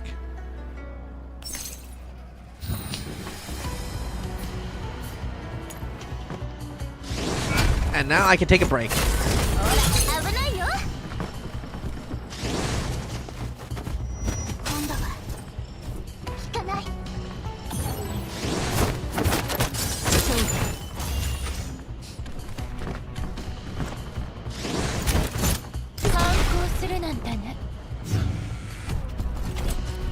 The AI can be so stupid sometimes.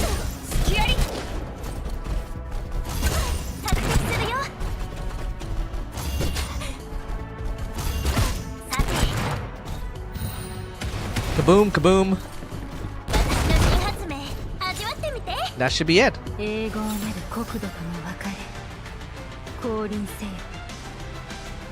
Oh, confirm. Wait, is that it for the story?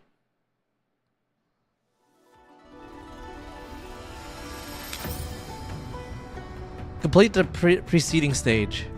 Oh, do I have to do these ones? Oh, okay. Let's go back a little bit. Let's do environmental survey.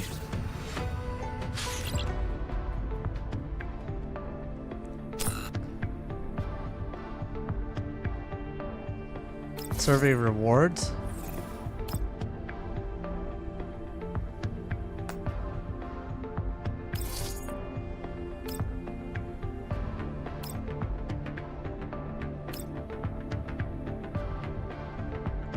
I don't know what this is.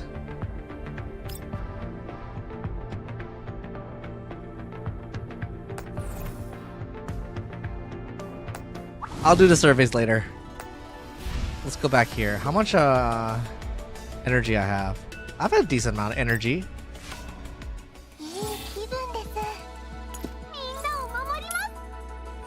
The neural hex. This is pretty good. I haven't done anything with Vespli. Kralik either, too. I can do supply missions. Level up my supply missions. Get better weapons. Boom.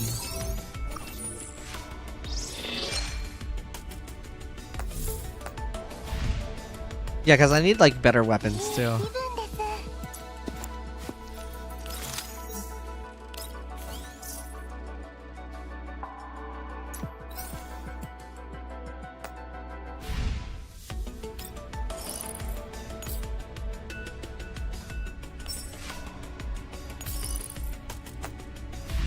Anything in commissions?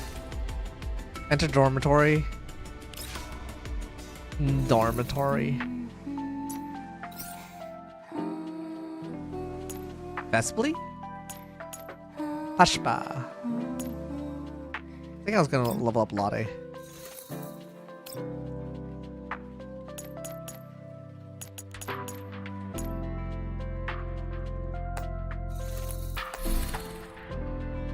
Claim all. Oh, targeted study. I don't have enough energy for that. I'll do it later.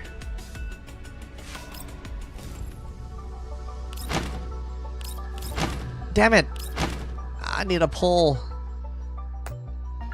I think there's an event where I can try Diane out. So we'll try that. We'll do most the god first.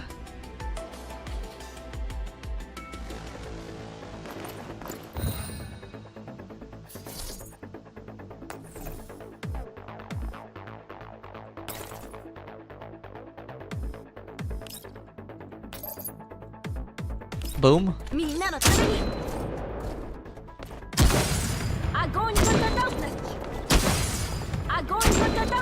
That's so good that she has follow-up. Declaration of victory.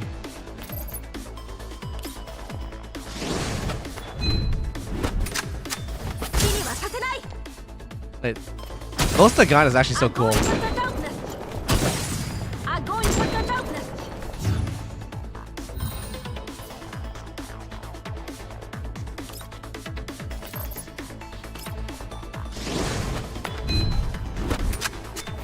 Boom.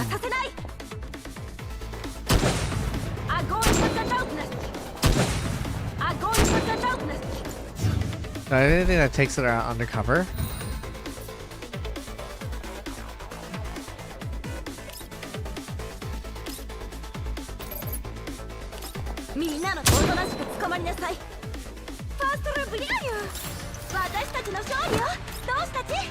I kind of want Most Nagant.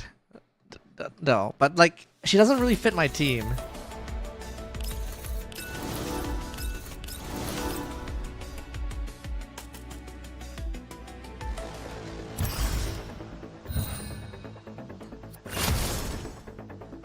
Deals damage to enemy and cleanses a buff.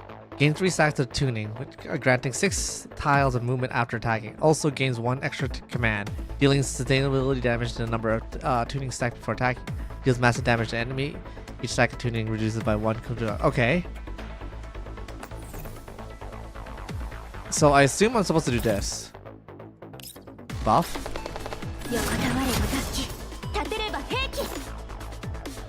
Absolute tuning. And I should be able to move over here.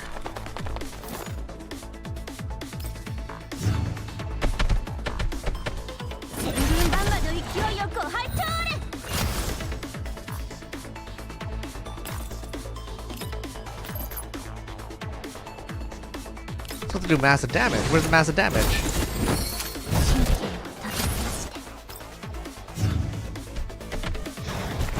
Ow.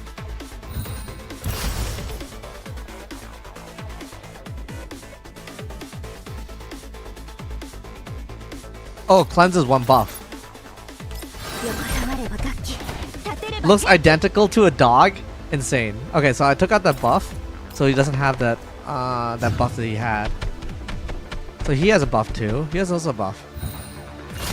So I'm supposed to use this cleanse first?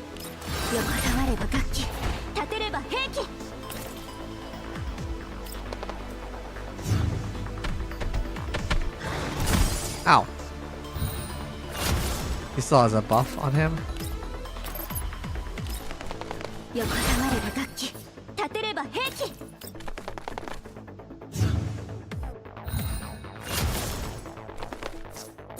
Okay, so I get how to use her.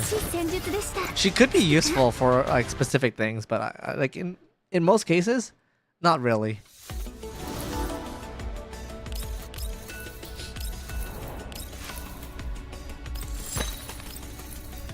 Is there more campaign missions? Oh, there's a new story! Hey, yo. I mean, I'll do it later. I'm working on this one. We'll do more of the story later. After we do this event.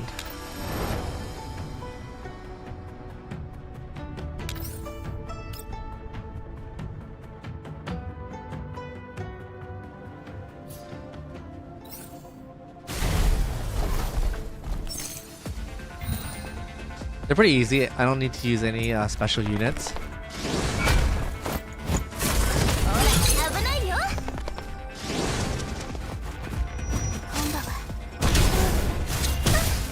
She freaking hurt herself. Do an environmental survey before it's too late though. I mean, I think I already did. Did I?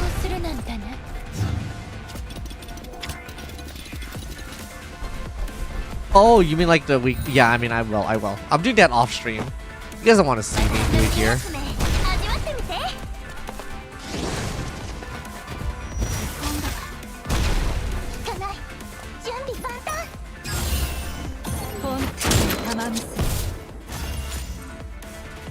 You see how weak my team is, Toki? I'm literally like just saving all my credits for 416. Look at what I have. What do you mean? I have Lade. I have to use Lade Groza on my team. I don't have any dolls. I don't have like any well, I mean, I have Suomi.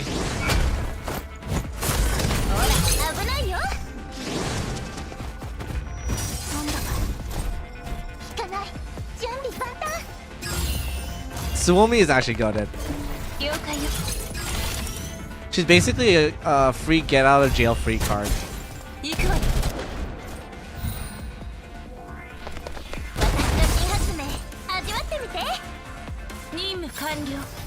For like one turn, you don't take any damage, basically. So good. And she does a large AoE damage, restrict movement. That's goated, honestly.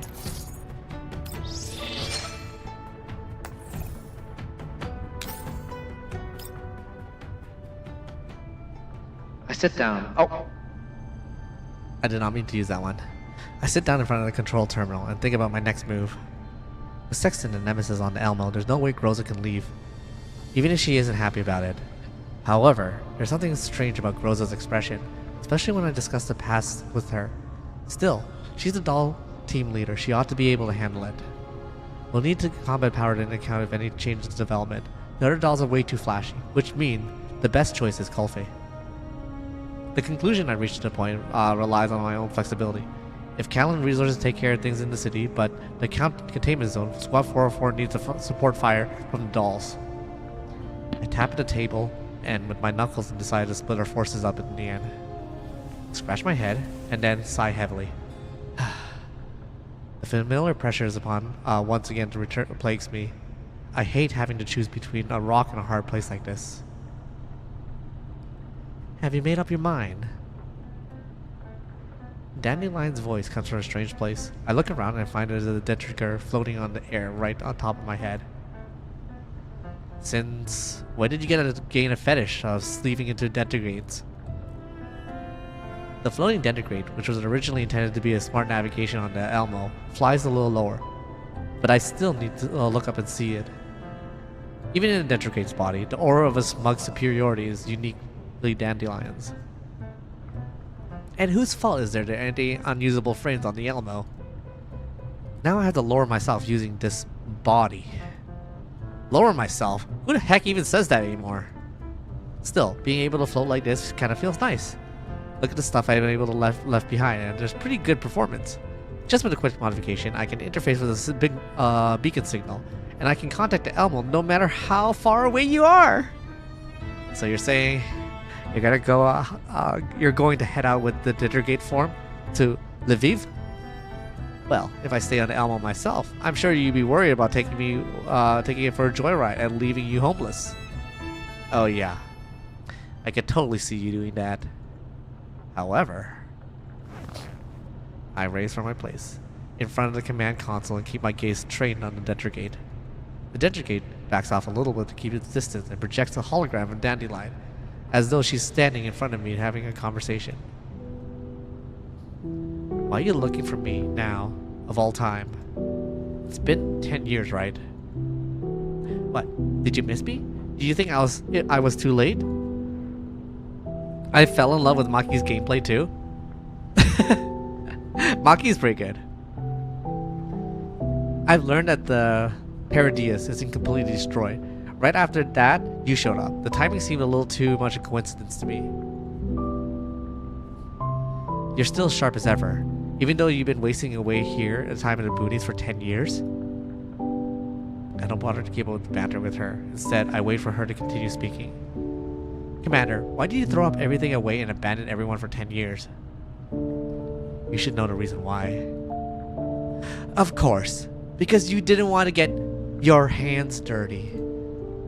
But do you know, doing so costed you your ability to change things, right?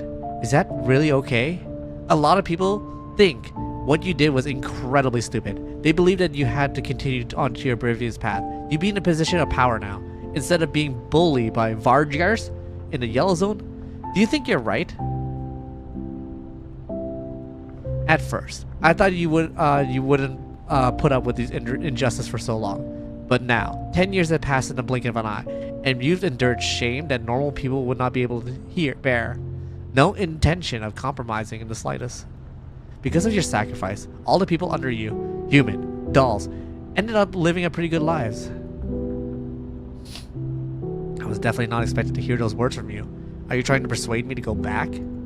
Of course not. You'd thoroughly resent me if I did. Damn straight. However, it seemed that you couldn't achieve your original aim, despite going rogue to do it, and your targets were truly aiming for were never to be exposed. The time that it was not ripe over the past 10 years, and now she has come to see me. So perhaps it's time for everything to be turned around. She, you say? Yes. Even if you don't believe me, you could believe her, right? I hesitated briefly, but in the end, I asked a question into my heart. And what does she want me to do? Dandelion smiles and shakes her head before raising a finger to her lips. She is the silent observer. The important thing is, what do you want to do? Leaving aside the pointless hatred, leaving aside the meaningless humiliation, what do you want to do after just stagnated for 10 years? Dandelion's eyes in my eye met her gaze. There seemed to be an inescapable power in them, forcing me to remember something that I had been trying to forget. Or do you not remember doing anything at all? Would it be the best choice? It's obvious. Not the best choice, but right now, do I have the grounds to reply like that? The communicator beeps. I hesitate for a moment, but in the end I pick it up. Commander, the battle plan and supplies are ready to go. Do you want us to conduct a briefing? I glance on Dandelion. She shrugs, then turns off the Dentricate's hollow projection, as if to say that we have a lot of time to discuss this later. I shake my head and then take a deep breath before giving Rosa her orders. Alright. Have them come to the ops room.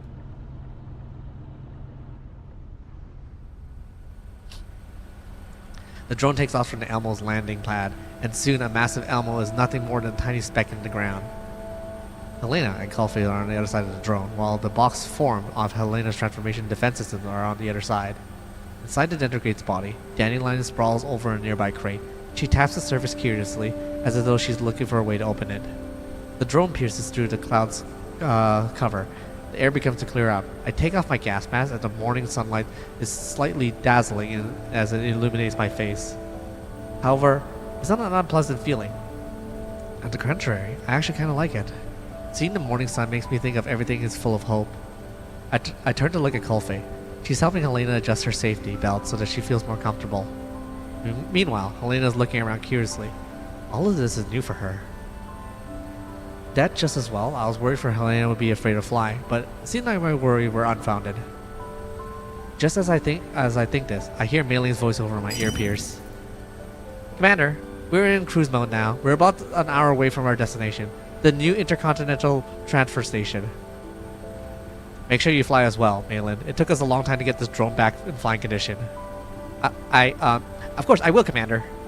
The drone will touch down from some distance away from the train station. Miss Dandelion said that she's upgraded the Dentricate's function, so you can use the beacon comms system to contact the Elmo at any time. Got it. Maylin, I'll be counting on you to get us there to land. I end the transmission and look towards the Dentricate that emerges and amusing itself. I suddenly realized that this isn't any kind of upgrade at all. I mean, you're basically making use of your permission to access the UR and C beacon channels, right?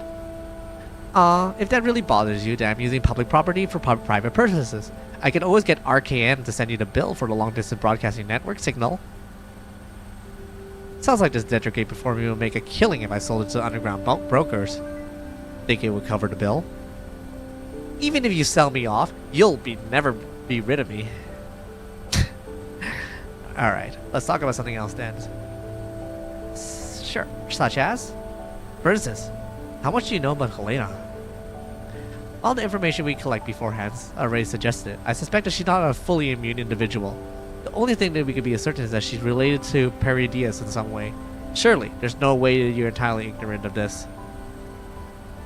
Ah, am I really all that all-seeing and powerful in your eyes? Unfortunately, I'm not as idle as you, Commander. I don't have the time to investigate this matter.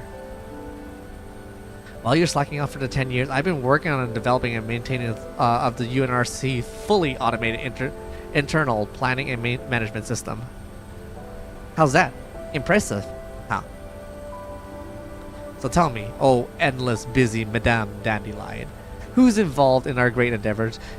Where did you find the time to come down here and cosplay as a Dentrogate? That's because I have a capable junior who is my pride and joy. Ah, don't forget, OGAS is very good at this differentiating and evolving. I upgraded daughter's folks in my visual cognition image and had them learn and grow until they became an autonomous intelligence who could work on my behalf. So you created a few clones of yourself in order to slack off. Is that it? Commander, I am in awe on how you could reduce something so complex and grand to a banal triviality in just a few short words. Ah, you're just making me blush. Back then, even the UNRC's top brass had to queue a whole week just to meet me. Goodness, there might not be anybody in the UNRC who could do this instead of me. Huh, is that so? Do you want to know how I did it? I'm kind of clueless about technical stuff. I bet Persia would love to talk shop with you, though. What a shame. Let's discuss something else then.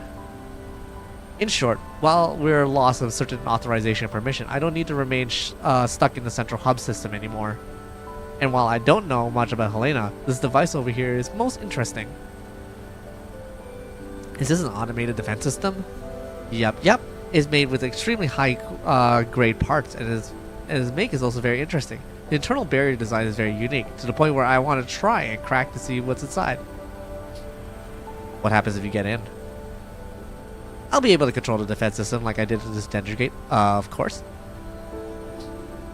So, after cosplaying Dentrogate, Dandelion's gonna cosplay a box. What next?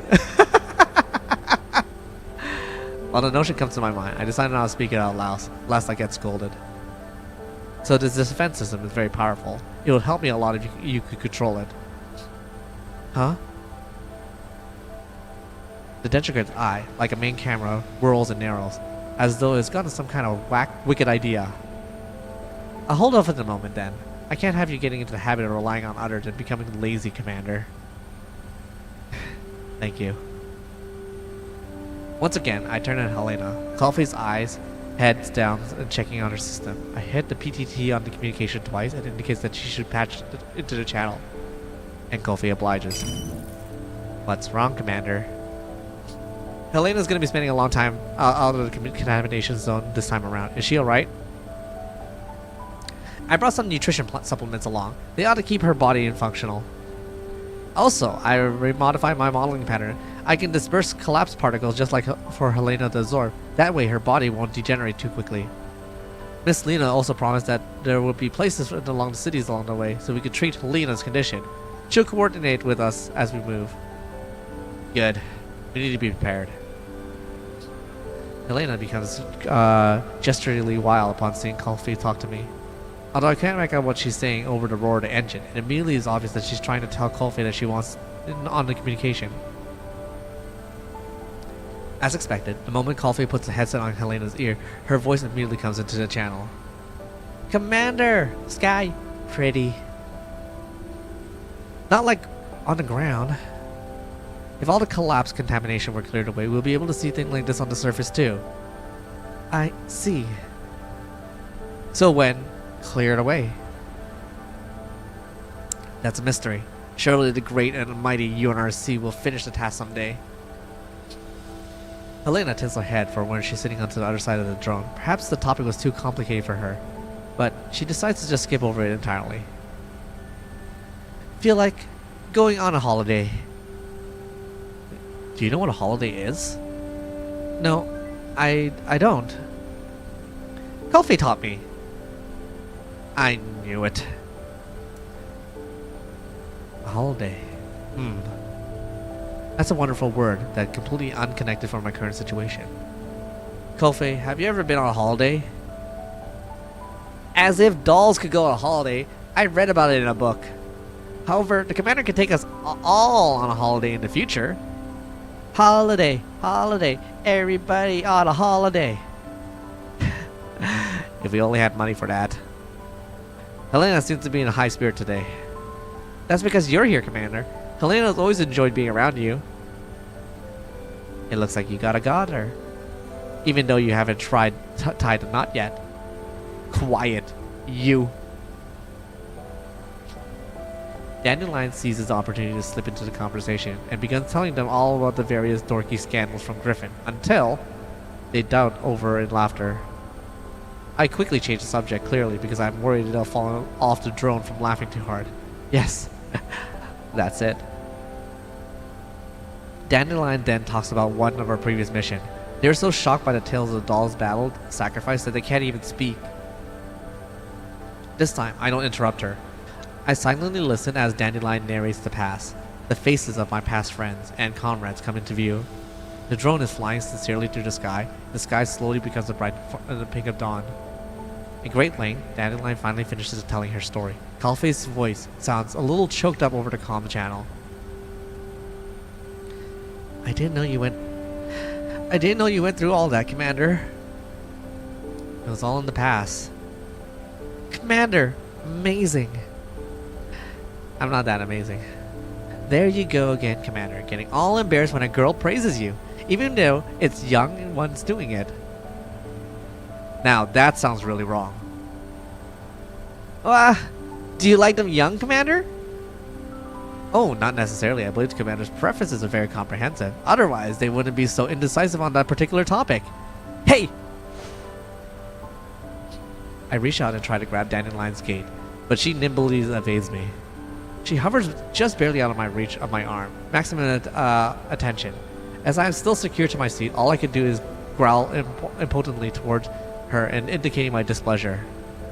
Commander, we're almost there. Please remember to put on your mask. The drone is about to descend. Got it. Everybody, settle down and prepare to descend. Malin's voice draws me back to my task, and after hearing her, the others stop messing around too. I put on my mask back on and signal to everybody to get ready to land. Kulfe checks the safety belt and then helps Helena check hers, while the Dendrigate attaches itself securely to the defense system's block.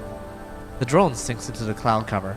Although I can't see the surface, I have a feeling that we're not far from the destination. Just as I'm prepared to descend, Kulfe's word reaches my ear and the terminal indicates it is a private transmission. Commander, if Helena gets cured during this trip to live, will she be coming back with us? Probably not. Somebody will protect her and take her to a safer place. Is that so? It'll be a little lonely then.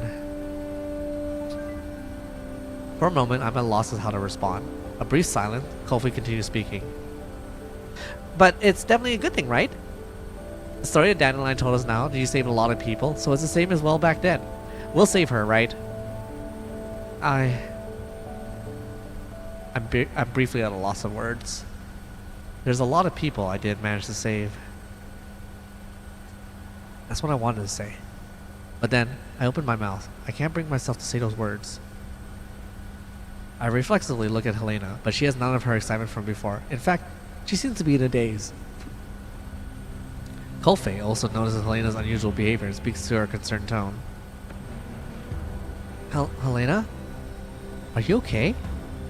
Are you not feeling well? There's a voice. Helena does not answer Kulfe's question. I can hear her muttering to herself quietly over the comm channel. Just as I was about to speak, the drone suddenly starts violently shaking, and I immediately realize it's caused by the shaking of the box beside me. What's going on? Commander, the defense system is changing form. The Dendrigate breaks free from an attachment and flies mid-air to avoid being tried to hit by the box that is shaking. There's a voice that sounds the same as me. It sounds familiar. It's like before, but this time it doesn't hurt. Did something happen to Helena? It seems like she can hear something that we can't. Helena, what's with you? Kulfe looks worriedly at Helena, but Helena ignores her, instead gazing into the depths of the clouds. Over there. The box instantly transformed into a 3 sphere. I hurry and grab the Dentrigate as the shockwave of the transformation tosses it aside. The sphere flies over to Helena, slicing her free from the safety belt and carrying her into the air. Kofi tries to grab her, but Helena nimbly avoids her. After glancing coldly at Kofi, Helena flies free of the drone and scorn about the embraces of the sphere and swiftly disappears into the cloud. The disruption from the sphere makes the drone shake violently, and I hold tight to the handrail trying to keep my balance. Commander, what happened? The drone, it lost its flight stability. Helena, she flew away. Flew away? The unbalanced drone goes the flat spin, plummeting towards the ground. I glance at the propeller next to me and see it is constantly shifting its pitch and orientation. Clearly, Maylin is doing her best to keep the drone aloft. All I can do now is let Maylin handle things. I let free of the handrail for dear life, and the blood surging to my brain makes me think I'm gonna puke my guts out. Commander! Hold on tight, don't fall off. Through the corner of my narrow eyes, I see Kulfe clinging for dear life on a handrail. The wind is blowing so hard I can barely keep my eyes open. I channel all my strength to stick into Dentrigate to the drone so I can free my hand, clinging over tighter to the handrail. Pull up! Pull up! Maylin yells over the comm channel. I never heard her yell that loud before. Perhaps all her yelling had an effect, because the drone manages to adjust its propeller pitch, and the drone slowly stops spinning. As we gain lift, the drone climbs hard, forcing me to change its position, so I don't feel so uncomfortable. At long last, the drone's flight path levels out, and my blood begins flowing naturally again. I take big gulps of the air as I try to recover from the stress state. Everything just happened far too suddenly, and we're all confused. However, I know that our current priority is getting Helena back. Well done, Maylin. Commander, are you alright? I'll take more killing yet. Kofi, can you track Helena's position? Just in case, I had Kofi put a tracker on Helena. Who would have expected that I'd need to come handy before we touch down? Hang on, I can still track her. Send Maylin the coordinates. Maylin, take us there. Okay. Maylin, can you see the coordinates? Helena's position is constantly changing. I need you to keep refreshing the location data. Got it. Leave it to me. The drone immediately charges change course and begins flying in our direction. My brain kicks to high gear. What information leak? Are we gonna get ambushed again? But this time, it was Helena herself who did it. Or the problem lies with Helena. She can hear something that we can't. Perhaps Helena is hearing something in common with those Nidos that we've seen before. The Dentrigate that's attached to the drone looks my way. Her tone isn't as teasing before, which is a sign of Dandelion's reliable side. I thought that too. When we first received her, the words Helena 043 were written inside her box logs. Can you get information regarding that? I'm on it, but I don't have much processing power or bandwidth, so it'll take some time. Alright, I'll leave it to you. Maylin skillfully pilots the drone at high-speed flight, leading us brings out of the cloud cover. Looking down, I can see a glow from Helena's sphere in the distance. There are flashes coming from the ground where Helena is firing. I squinted in an intense firefight taking place, not too large monster.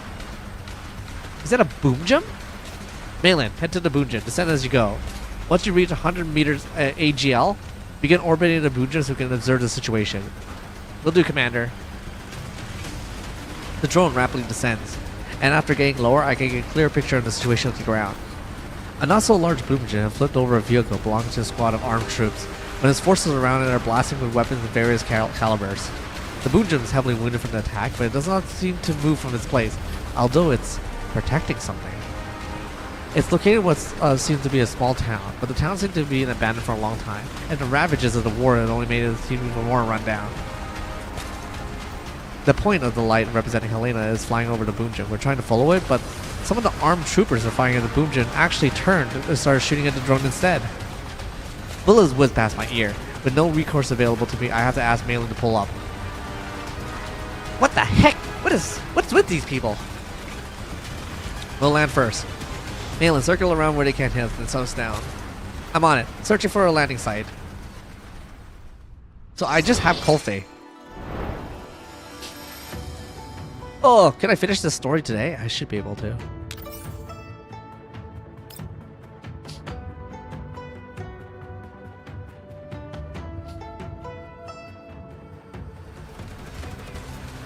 The point of the light containing Helena is now extremely close to the boom gem, but we're forced to land even further due to the gunfire from the ground.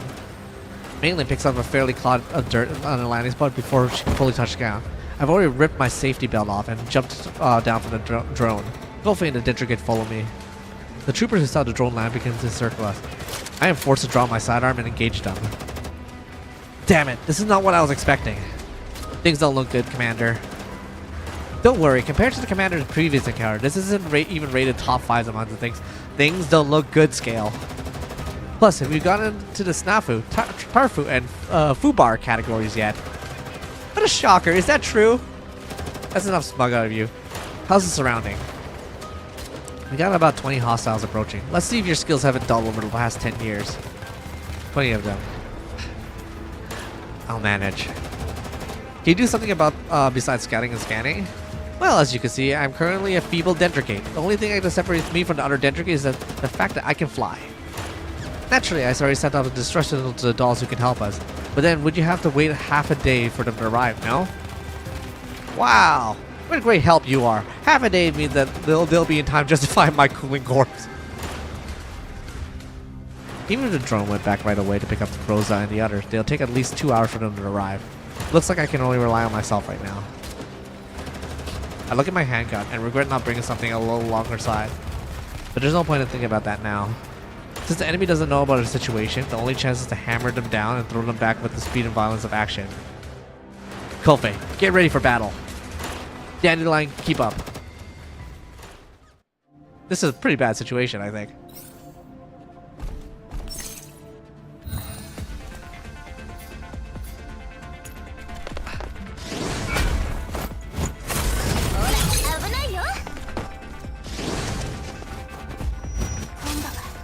Okay.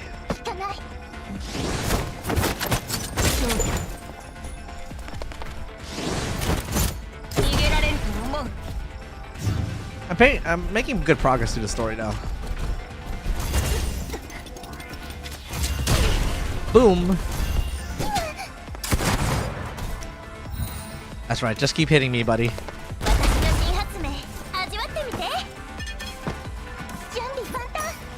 What? Just kill him! There we go.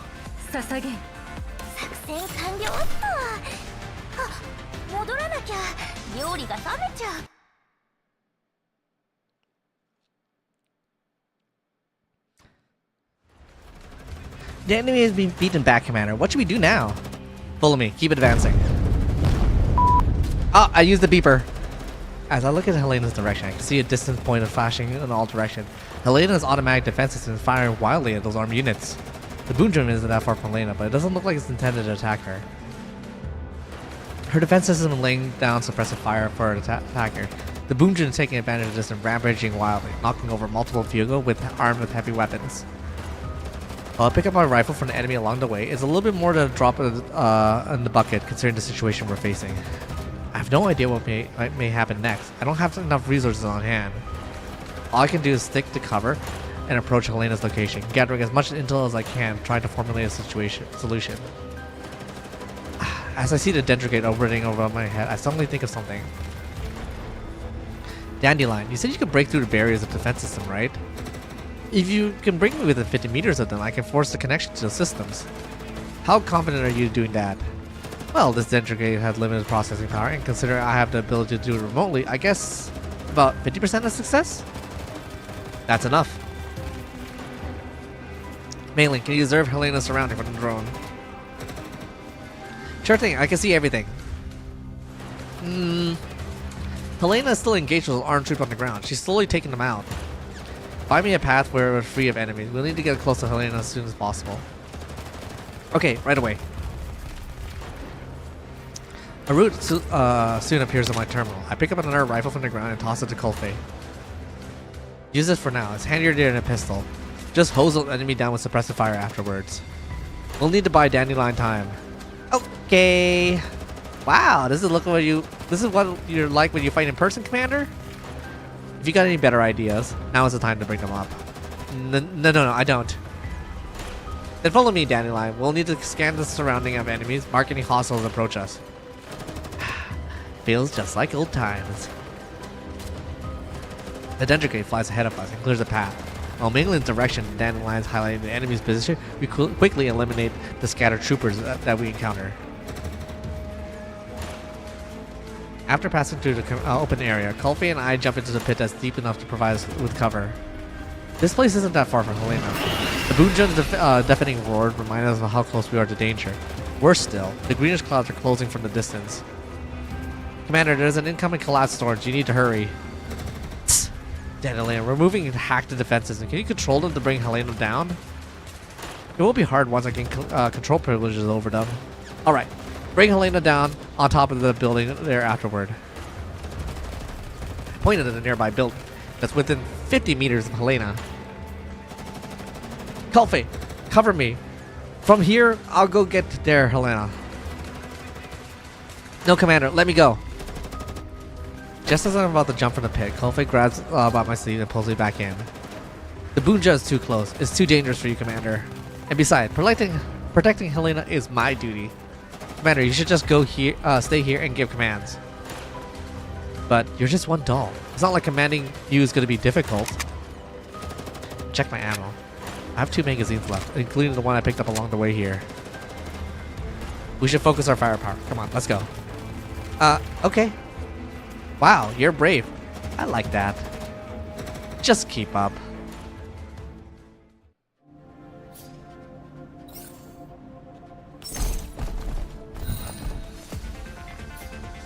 We're like halfway through the story.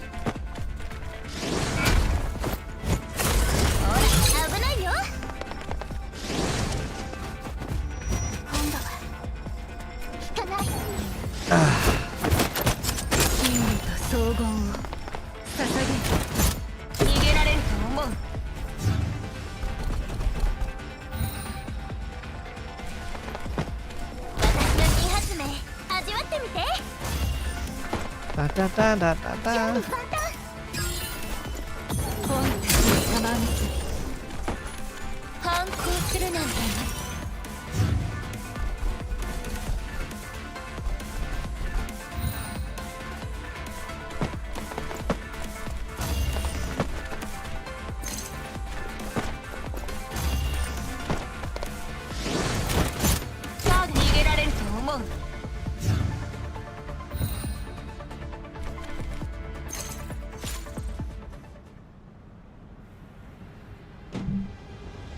Fortunately, there are many armed troops left in the area.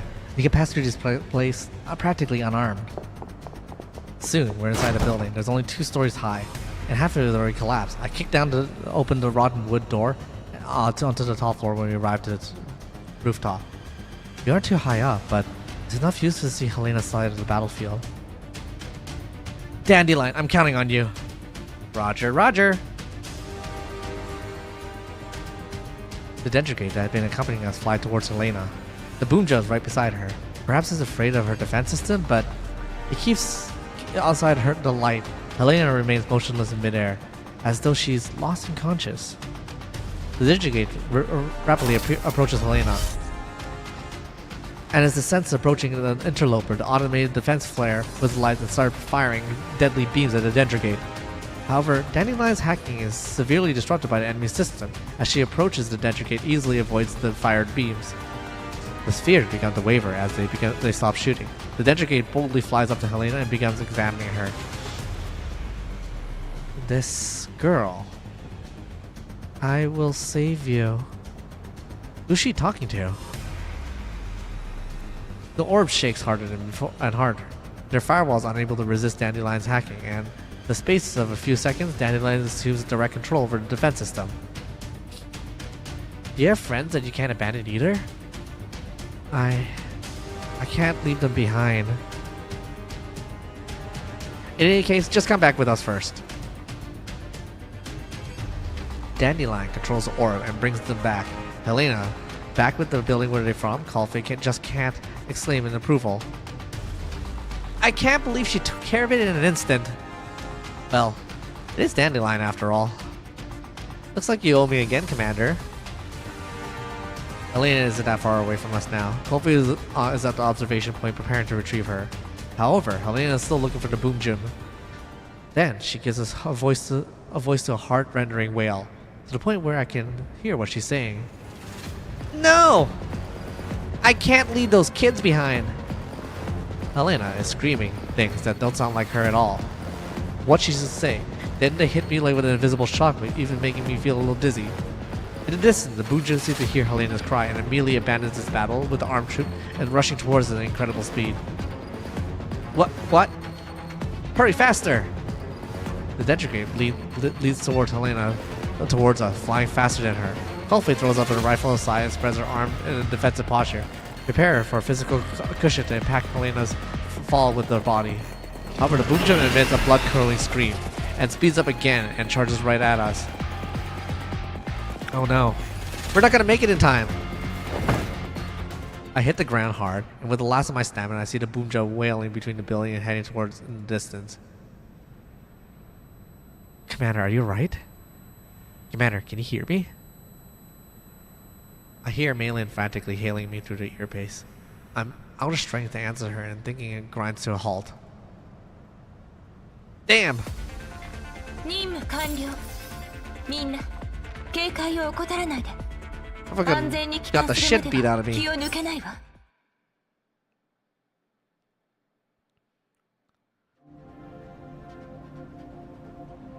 Oh my god, what the? Requesting backup. Requesting backup. We've been attacked by an unknown doll. Is there anyone else around? We're the last unit that managed to fall back. Hasn't backup arrived yet? HQ sent mishaps over, but there's no telling when they get here. Mishaps. Goddamn. They might as well kill us on the spot. HQ had never ordered us to fight that damn Bunjo. All of our guys are dead.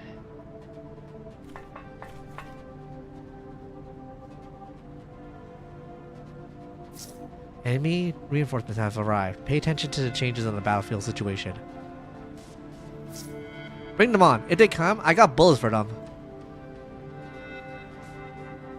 Why did they zoom in like that?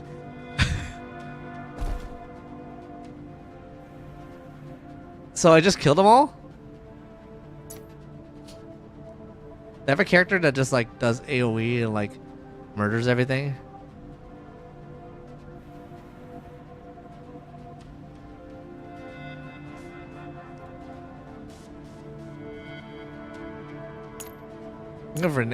Renee, I just want to kill everything real fast.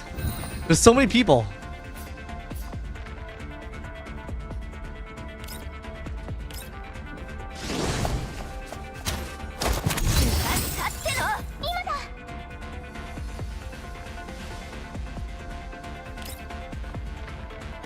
Look how many it would kill right away. Boom. They all woke up.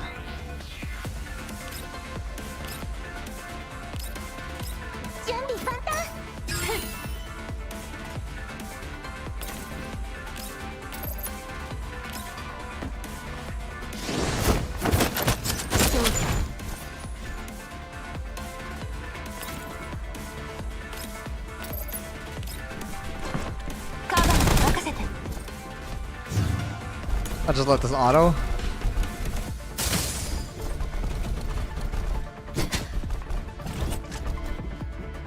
Boom.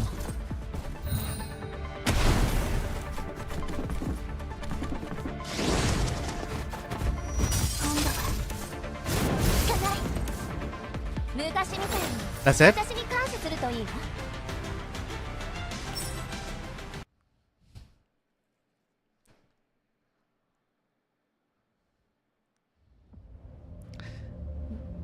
They're all gone. These guys were really strong. No, they weren't. Everyone, are you alright? Damage minimal. It shouldn't be a problem. Fortunately, they didn't have too many people that would have been troublesome if they came from the same number as the Vargars. Kofi said something about fighting them before. Maybe this is why they only sent this many people left. That's certainly possible. These people are much better than fighters than the Vargars. They've got really good gear. Zhaohui scrutinized their equipment, trying to find some hint of their identities. They don't have any identifying markers beyond that of Meng's security logo on their armor. Their weapons are all new, They got full set of accessories. Their armors are equipped with air filters. You can tell right away they're designed for use in the contamination zone. But they're speaking just now. So, are those dead people in that armor? Just to confirm, Diane takes off the helmet of one of the troopers that was killed. He's been shot in the head. The inside of the head is covered in blood and gore. Though it's a Grizzlies thought, there is no doubt that he was alive until recently. They're probably stranded PMC fighters. But normal PMC wouldn't go against the commander, right? Speaking of which, why were they trying to capture Helena? I'm not sure either. They either shot out of nowhere, or perhaps they're working with the previous faction that was trying to kidnap Helena. Wait, there are people trying to kidnap Helena before this? Going into the detail might take a while. In any case, the commander got the assignment to escort Helena from the person called Kalina. And the person who had been trying to kidnap Helena is all into this in a while. Miss Kalina, you say? Diane and Jingyu look surprised. Is Kalin involved in this too? It's an assignment from Miss Kalina, then she gave it to the commander to carry out. Then it must be very important. Miss Kolfe, why don't we try to head to the location ASAP? Yeah, it's just over there. Kolfe tracks the signal on her terminal, and the signal begins moving. She spots a cargo elevator nearby. The elevator isn't very big, only halfway fences over a cover, and the elevator shaft vanishes into the darkness below. The dolls go into the elevator, which groans with thunderous bass roars as it descends with them on it. Big sis, doesn't this remind you of that one mission that we went back on Griffin? Yeah, if I'm not wrong, we were at a submarine base. We were fighting on the base perimeter back then, but this time we got to go on an elevator ride. You seem happy. I'm just trying to lighten the mood, okay? Kolfe looks into the depths of the pitch-black tunnel without saying a word. She understands that everybody here is feeling uneasy. However, the blinking icon on the communicator tells that Helena is somewhere below us, and thus she must keep going. After realizing her attempt of cheering everybody else has failed, Jingyu doesn't say anything else. The doll began watching the surrounding in case they were ambushed. However, nothing happened. As the elevator descends, a strange smell fills the air. Freakishly looking vegetation made of meat grows rampant on the corner on either side of the lift. Exposing cabling merges with the plant, and snakes everywhere. Perhaps she isn't imagining things, but as they continue downward, the surrounding temperature seems to get lower. The collapsed particle intensity at this place is rising. Yeah, I can feel it. Kolfe's terminal is coated in frost. She tries to wipe it off and sees the height of the target coordinates are slowly matching up with her own position. Suddenly, it lifts up the bottom floor with a donk, and a huge gate before her grinds open. Is this a warehouse? Looks like a pretty messed up warehouse to me. Ugh. Countless square glass tanks that are half in height for a person are piled up messily against the wall of the room. The one left in the contains the unidentified plant, while the one on the right holds various twisted bodies. The tanks are engraved with what seems to be a spell incantation on them. The walls covered in indescribable design, but the dolls immediately recognizes one of them. Paradis. The symbol that no Griffin doll could ever forget. Kolfe couldn't help but cover her mouth as she sees what's happening around her. Xiaohu frowns around her piece on the side. Were the missing people that the police officer were talking about all taken here? A single transfer station wouldn't have that much of a capacity. They must have been brought from various locations. I can't believe there were so many. So this Paradis. Kolfe finally realized why the commander was acting so strange now. She tightens her grips on her weapon. Disgust churns in the depths of her neural cloud. The collapsed particle emitted from the plants, but why were they placed one with these corpses? Perhaps they're trying to pickle.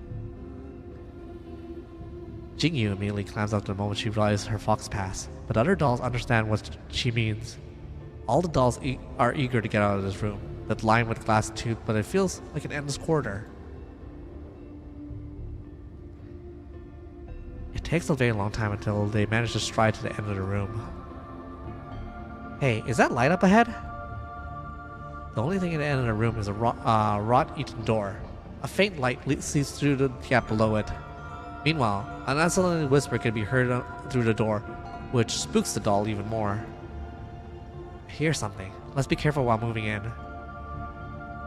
The doll crouches low, then gently pushes the door at the end of the room. It leads to an open space. The charred candles bend with a stick of gore and hits them with a square in the face. The whispering becomes clearer and repeats over and over again, and the dolls can make out what it says. May deformity be exchanged for purity. You pass wisdom onto the sinful word, then you may be formed to be the medium. Wisdom is like unto a curse. If this world does not deserve a blessing, then it may be a form atoned for it. For the flesh is but a shell. If a blessing to be shared of all things, may the form be how they are joined. A soreness, liturgy comes from the distance. Several dozen unites in long robes recite the verses over and over from where they stand, standing around the deep pit. Meanwhile, the girl standing in the middle leads the prayer, her voice the loudest and brightest of them all. This is the final offering. The doll stuck in the shadow, looking into the pit, where the monster breathes his last inside the pit. Is that a Boomjum? That's the one that just attacked us just now. Helena's signal is down there. Was Helena swallowed up by the Boomjum? A look of shock appears on Golfei's face when she immediately tries to run out of the shadow toward the pit. Diane and Jingyu frantically grab her and drag her back. Let go of me! I need to save her! Helena is right there. Let me save her. Please calm down, Miss Golfei. That's a big monster out there. Are you planning to jump there and commit suicide? But I... Don't worry. I'm sure there's a way to do it. Let's observe the situation more carefully. The girl slams her staff on the ground. With a loud noise, it draws everyone's attention. May deformity be exchanged for purity. If you must pass wisdom onto the sinful world, then it may be in the form of the medium. Cries of fear come from the unites, but the bodies continue marching up on the pile. The trembling is visible even through their robes, and terror echoes upon the conjugates. Wisdom is like unto a curse. If the world does not deserve a blessing, then they may form atone for it. The unites pull out the daggers out of their trembling hand and points them toward their own throat. Some people are trying to struggle against it, but their bodies do not heed their command. It as though they were not in control of their own actions. For the flesh is but a shell. If blessing was to be shared of all things, may form be how they are joined. The daggers plunge in forcibly. Just as the unites fall into the pit along with their blood, the thud of their body hit the ground rouses the monster at the base of the pit. The twisted monster withers at the base of the pit, covered in wound. It looks like it's barely able to hang on to life as it is, strained to drag itself over the fallen bodies. Upon touching the Boomjum, the corpse melts into his body. The three orbs become circling around the monster as if they're protecting something. A massive plant coils around the Boomjum's tail, binding it to the base of the pit. The Boomjum emits a shrilling cry from time to time, sounding like a howl of pain and a roar of anger at the same time. So this is the Boomjum that wasn't formed naturally? Paradius is feeding their followers to the Boomjums? That's disgusting! The group shift their attention from the Boomjum to the girl at the pit. She seems to be smiling happily, like she's at an amusement park. Where do you have Paradius? There's bound to be Nitos. This ought to be their Niter. Niter? Yeah, we fought Paradius before this, and this one looks like much like the Niter we met earlier. Is she a mutant Nitos or something? We ought to have a hard time beating a Nitos with our current weaponry. According to our previous experiment, the Niters aren't particularly strong fighters. She's more like a doll. Kofi lowers her head, then raises her weapon like she's made up her mind before addressing everybody. The boom gym hasn't recovered yet. This is the best chance for us. If we kill Niter before anybody can stop us from saving Helena... Kofi fires at the Niter before anybody else could stop her, but the bullet does not harm to Niter. It's as though she has vanished into thin air. Niter whirls around in rage, slamming her staff to the ground. A loud echo fills the air, followed by angry shouts from her. The time of blessing has not yet arrived. You shall not be profane the sanctuary with your insolence. Everybody get ready for battle. Be careful as you face the enemy. Okay. Well, that escalated. Kofi is a little bit hot-headed. I mean, I don't hate that, but like, dang, girl. Gotta pop it off.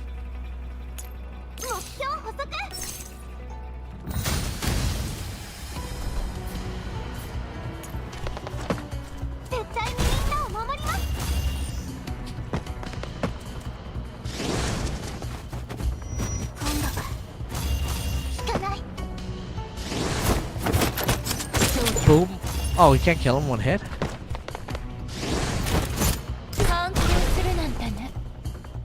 That's Niter.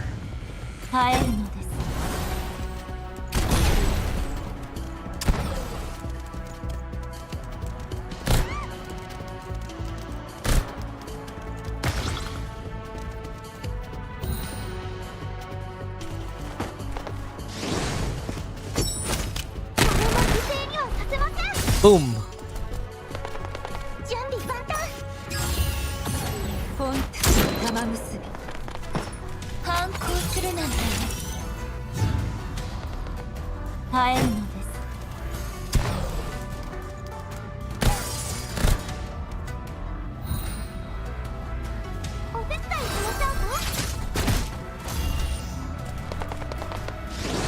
Oh yeah, that's the AoE.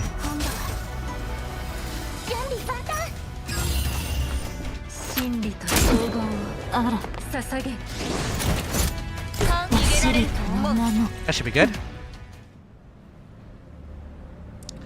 The ring in my ear interferes with my perception. I don't know how long time passed that I finally regained some sensation in my body. Fortunately, the aches and pains coursing through my body is a reminder that yet I am alive. I sense the weight of my body lessening. Somebody is moving the stones on top of me anyways, one by one. The world in my eyes goes from neon-esque blur to clarity, and a petite form slowly comes into view. Helena? The person before me is Helena. She does not answer, only stands aside, watching me fearfully. I look at the dust-covered hand and realize that just who moved those stones aside. I cough up and spit up the dust and dirt in my mouth. Then I take the stock of my body. I can't seem to exert any strength in my left arm. Looks like it's been dislocated. I prop myself up with my right arm, then look around. Commander, are you awake? Dandelion's voice enters my ear. Her cheerful tone puts me back into reality for my grace. Considering that she's talking like this, I'm probably not going to be dying anytime soon. I grit my teeth against the pain and slip my dislocated arm back into position, then test my leg. Fortunately, there doesn't seem to be any life-threatening injuries, although they ache. The Digigate floats around me and scans my body, and then hovers in front of me again. Looks like you've been taking good care of your body over the past 10 years. The worst injuries you got were being flung out of windows was a dislocated arm. Vital signs are within normal ranges. It won't be interfering with our coming operation. I'm just glad to be alive. I look around. My surrounding is a mess. And all the rickety building that the boom gym hit was completely collapsed. The surrounding area is littered with corpses and armed personnel who were just killed in the firefight just now. I reflexively reached for my gun, but the cool sensation I expected was not there. The Digigate eye seems to shine as it sees my hand reaching for my gun. Relax. I checked the surroundings just while you were out. As you can see, there's not a single soul around here, so you don't have to worry about being attacked again.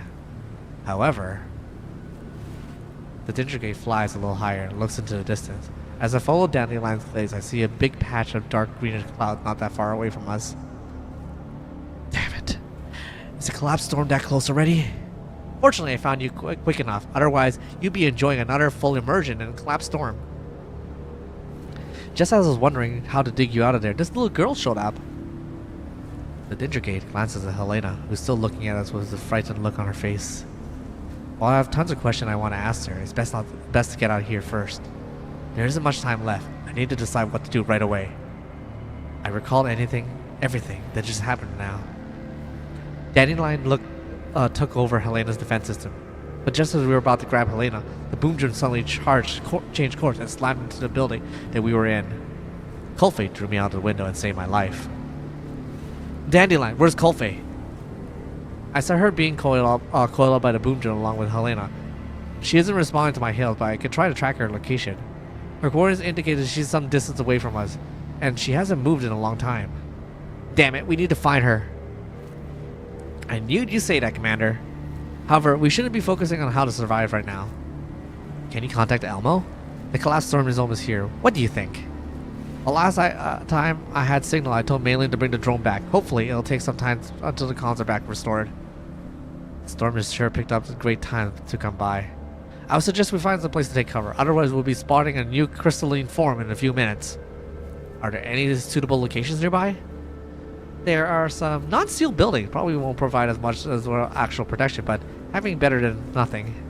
Fortunately, Helena has a quasi-full immune individual, and this isn't your first time being exposed to a highly contaminated environment, so you should be fine. Will it really be okay? A look of hesitation briefly crossed Helena's face, but in the end, she worked up the courage to walk up to me and the Dingergate. This way. What's wrong, Helena? Go this way. After pointing in the way she wants me to go, Helena runs off in the distance. After a while, she looks back at us, then keeps moving ahead. Is Helena headed for safety? How does she know this place is safe? You can answer that question when we reach safety. I forced myself to my feet. Looking back, the ruins are just thick, dark clouds, looking like a massive graveyard. There's no time for me to spend on the computation. I begin moving in the direction where Helena wants us to go and get out of here.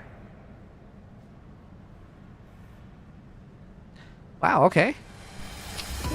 This feels like a main story kind of thing, actually. It doesn't feel like a side story or like something new.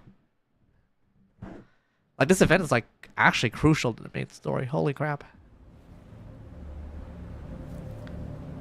Over here. Helena stops in the high point of the edge of the ruin. There is a disguised entrance visible near a half-burnt buried slope.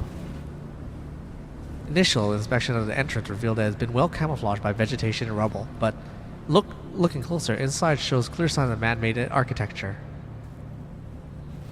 Is this the entrance to an underground broker's base?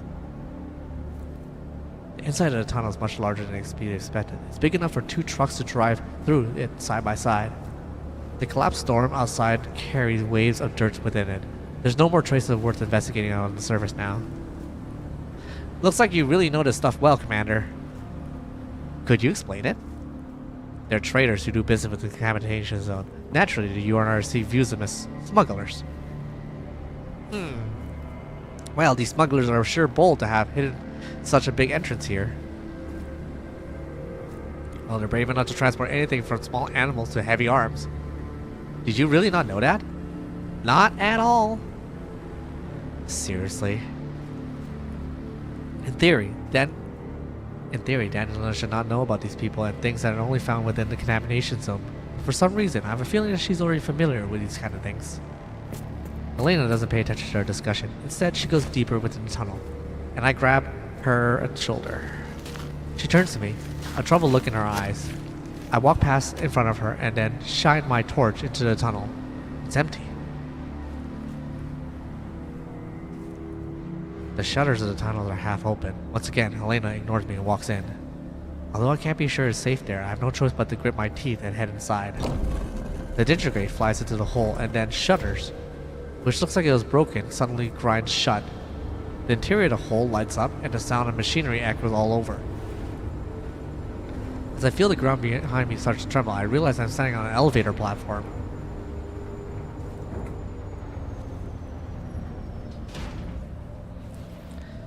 Dandelion, give me a scan of our surrounding. You're currently descending into the underground of the elevator. The Dendra gate flies in the direction where the platform is headed. I look in the same direction, watchful for any sudden dangers that might come up. Did you come to save Helena too?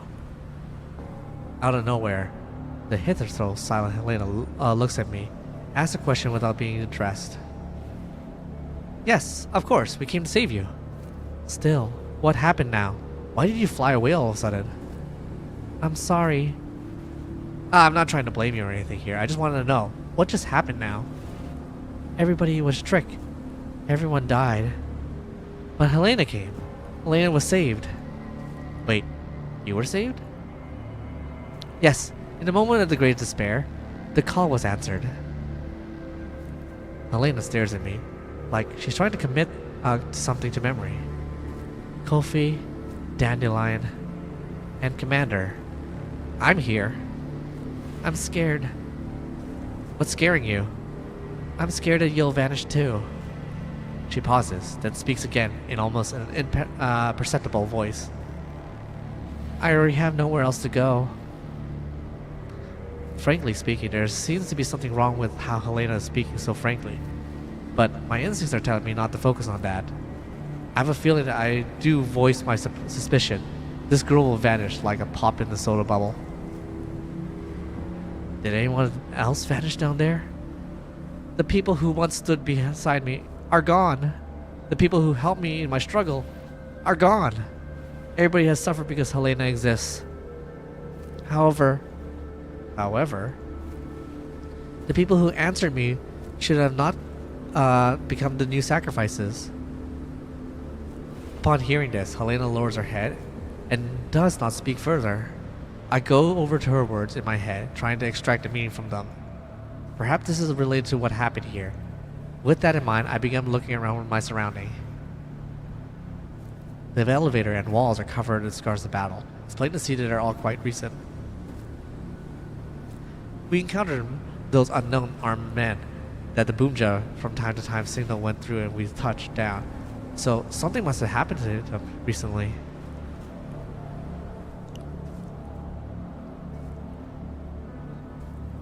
Just as I was thinking, the Dendra gate flies back to the elevator and reaches the bottom floor. Commander, I have good news and bad news. Which would you like to hear first? Start with the bad news. The bad news is that the following scene might end up inducing some stomach distress. However, they're also highly informative, so you'll need not to look away from them anyways. What's the good news? The good news is that Kofi's signal is on the move. Hopefully that means that her frame is still functional, and we won't have to load her to the new neural cloud from the backup. How far away is she from us? Coincidentally enough, Kofi is in the same elevator shaft as us. In other words, she might be in the base. Since Kofi is there, then we'll have to go in. That makes me jealous. Would you come and save me if I was in danger? Obviously, right? This answer is very important to me. You know that I don't try to bluff my way in through this, Commander. I hope that nobody around me will end up in danger. That includes you too, Dandelion. And if that danger is unavoidable, I'll do my best to protect everybody. That's unfair, Commander. You're the one who needs our protection the most, after all. Then let's do our best for each other. After the conversation ends, the Dendra gate flies up to Helena. Can you contact your defense system? We could walk right up there with those balls on our side. Helena shakes her head. You're so defensive. How boring. The Dendra gate flies circles around Helena, and Helena warily turns around to face the Dendra gate throughout her flight. Trey! Thank you for the follow. I can see you coming from TikTok. How you doing? I hope you're enjoying the stream so far. Did you duo this? You smell like something out of this world. Let's go. I guide Helena's hand to my sleeve, but I can't resist giving her a reminder. We'll be going deep inside the tunnel after this. Things might get really dangerous, so make sure you hold tight to me and don't run off. When I walk, you walk. When I stop, you stop. When I crouch down, look for cover and hide. If I don't come looking for you, don't come out. Got that? Helena tugs on my sleeves and nods. Helena remembers. Saucy Pizza, how you doing today? Girlfriend Line 2, really good so far. I'm enjoying the story. It's actually kind of getting crazy because like this event story feels like a main story quest. Have you gotten a new girl from the latest banner? I want to get her so bad. I'm skipping her. I'm waiting for Kulukurai. Or like 416. Dude, I have like so much like premium credit. I skipped Macchiato too. I skipped everything. The only one I have is Suomi. Servants. Paradeus units. Commander, why is it that you don't seem the least bit surprised by these enemies? Technically speaking, I shouldn't be surprised, but mad as hell too. Unfortunately, I just fought them. The things inside will make you shocked and angry. Let's get started by those getting these nuisances out of the way. Best of luck getting her. Yeah, I'm actually super excited for that. So technically, I'm kind of weak, but like, I think I've been diligently leveling up, so it should be fine. Why does the AI do this? I was planning on skipping the event until I saw her design and my jaw dropped. No, she is gorgeous. I don't blame you. And like, she's very, very good too. I think, what's her gun in Girls from Line 1? I think type 95, right? No, she's not type 98.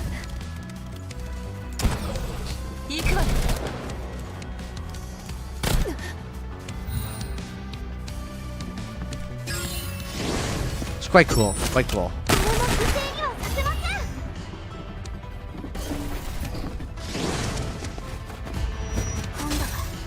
To be honest, I kind of want Jingyu as well because like she's kind of like does the same thing as Dayan. The AI is so bad in this game. Like during chapter 2 when I realized how on earth is the auto battle so bad that the units die within 2 turns. I know, but like I mean like for the story here, they're good enough so I can just take a break from reading. The enemies are all down. I look around carefully in case somebody is waiting to ambush me. The Dentrigate's eye flashes a few times. Dandelion's voice speaks. Not from the Dentrigate speaker, but directly into my earpiece. Looks like the final piece of the puzzle has finally appeared at last. What will you do now, Commander? I'll trade my Qingju for Dayan. Honestly, I think you kind of just need just Qingju if you want a Dayan because she also has a debuff attack. Well then, we come all this way to find our old friend's house now. Might as well sit down and make ourselves comfortable and you'll see if there's anything valuable around this place. Looks like this old friend of yours has fallen on tough times. There's a bunch of raw garbage on the corner and some of those out-of-place military supplies over there. It looks like they've been reduced to hiring contractors to mine the place. You should be praised for your work, Commander. We'll talk about this once we rip this cult out by this roof. That's strange. How come there's nobody keeping watch? I'm starting to connect the dots here. So Boomja appeared nearby. The PMC appointed as security moved out to eliminate it. In the end, not only could they not defeat the monster, but they even ran into us, and they ended up getting wiped out. Well, it's the idea, but it's missing out a lot of details. Why did the Boomja appear near a Perdarius stronghold? And why did that PMC have to go and fight the Boomja instead of the stronghold, since it was underground? It doesn't make sense. Unless the Boomja was escaping the stronghold and fleeing to the surface. Now, that's an interesting guess. In that case, why did Helena seek out the Boomja out? Why does she act like she knows this place so well? The Dentrigate looks at Helena, but Helena doesn't seem to notice us gazing at her. Instead, she looks nervously further within. This girl has many secrets about her. I'm sure you might have seen a lot of strange things about her as well, right? There's no such thing as too strange when it comes to fully immune individuals. In addition to reading the already visible oddities, Helena seems to have a strange relationship with the Boomja. Have you noticed that, Commander? I wouldn't have thought of things if you hadn't mentioned it. I suddenly remembered a report that Groza gave me when we first received Helena. Part of me includes the detail of Helena suddenly appearing and the Boomja vanishing, and then it happened to be a collapsed storm at the time too. So you're saying that Helena can attract Boomjums? It's just a guess, but this place seems to be a Perdarius space, so we might as well find some information that might corroborate that theory. Since you already said as much, does it mean that you've already discovered something? Since you're so curious, then follow me, Commander. The Dendrigate floats in my eyes once again, and then after extending its limb before me in midair, it wiggles around a bit before flying further in. It looks like it's trying to do a cat stretch to show how smug it is, but unfortunately it just comes as a dorky since it's, yeah, you know, a Dendrigate. I chuckle to myself. It's true that her body instruments is more reliable than an enclosed environment like this one. I tightly tug onto Helena, and she obediently follows forward with me. The terrain here isn't exactly complex. We head down along the staircase. Every time we think that we are at the bottom, we find a similar looking platform. Beyond what, that's another staircase leading down. There's no useful information on the first 3 floors. However, once we pass the platform, the Dendrigate suddenly comes to a halt. Commander, you should rest for a while. I'll go look up ahead. Are there enemies? I lower my voice, prepare for trouble. I'm not sure. Not sure. What did you find? Dendrigate is silent for a while. This uncharacteristic behavior sombers me out completely. It's strange. I can't pick up a heat source. I can pick up a heat source, but it's very faint. Could it be a comet using some kind of special equipment? No. Perhaps I should say, it doesn't seem like a living person. Huh? Dandelion seems to be sensing my confusion. She used the projector on the Dendrigate that she's in to display a visualization of her finding, and I subconsciously hold my breath. The image shows a faint, human-shaped signature standing together in an oddly manner inside what seems to be a 4 large glass specimen tank. The heat source is not likely to move, and they're all neatly arranged specimens. Are they severely radiated mutants? No, the mutation isn't complete. Normal human vital signatures are still present. I have to hand it to Palladius. They're always exceeding my expectation. Commander, wait for me to give you all clear. Before I give the order, the Dendrigate flies deeper in. I can sense Dandelion's emotion through the tone of her voice just now. Time passes, seconds by seconds, minute by minute, as I wait anxiously. Just as my patience is about to run out, the Dendrigate returns. How are things? You should probably see for yourself. What the? This is a mystery. Dandelion doesn't answer me directly. I followed the Dendrigate to a hidden door. If it's not for Dandelion's thermal sensor giving out the dark condition, I would have never been able to tell there was a door here. The gate's electronic lock is underpowered. I open with a slight push, and the dim ground light roughly illuminates the interior of the room. It isn't a big room, but there are 4 glass tanks neatly arranged in the middle. The 4 tanks appear to be full of some kind of fluid, and their contents are unclear at the moment. Dandelion finds a port to the control terminal and skillfully connects the Dendrigate data cable to it. Upon seeing me slowly approach the tank to see what's inside, she thoughtfully turns to the glass tank lights. Tinder Spirits, thank you for the follow on YouTube. Welcome, welcome. What I see next makes me reflexively draw a breath. The content of the tanks is displayed all over the ghastly white light. Each tank is roughly a meter or so in height and covers in a clumsy prayers. There's some kind of vegetation whose name I can't tell at the bottom of the tank. While there are humans of different physiques, looks, and age on upper portions. The humans and plants are suspended in different lightly colored liquids. The top and bottom of each tank has 4 hoses of different colors leading to them, complete in biocircuitry cycles like blood vessels. Although I was mentally prepared for this, seeing something this creepy still makes me want to throw up. Somewhat worried, I look at Helena, who's also following me in. However, she placed her hand on the glass as though she's bidding to the people inside a wordless farewell. I trust this makes you inadequately shocked and angered. The Dendricate data cable connects to the control terminal. The screen immediately fills with folders and it's opening up to their details. Just by looking, it made my head spin. I bet Dandelion is making copies of everything. I think you pretty much guessed it by now. There's a lot of information in the system, which means fully decrypting and analyzing will take some time, so it'll better if I just dump it all into my database and crunch it at my leisure. Still, it's not like I've come empty-handed. Take a look at the serial number of these files, Commander. What are these serial numbers? These folders contain basic personal information. They aren't encrypted, probably because they don't contain any valuable information. Still, I managed to pick up on some traces. Take a look at their surnames. The dossiers for 10 people flash past my eyes. They all have the same surname. Wait, they're a family? Or maybe they're of the same race. That would probably be more appropriate. Only the data for this room shown here. I dig around finding all the people here have the same surname. Something suddenly comes to my mind. The place where the Boom Jump first fought apparently was an abandoned town. There's no residents to be found there, and I thought it's because they already fled. Could it be that everyone from the village had been captured for experimentation? Herodias, what have these motherfuckers done? Well, that was aggressive. Holy crap, the writing there. One word was mentioned repeatedly in the data. New species. Fusion of flora and fauna. Does that seem familiar? Wait, could that Boonjum be? To be precise, I think they're trying to fuse human bodies with varying characteristics with collapsed radiation-infused plants. Through varying ratios of this unknown fluid?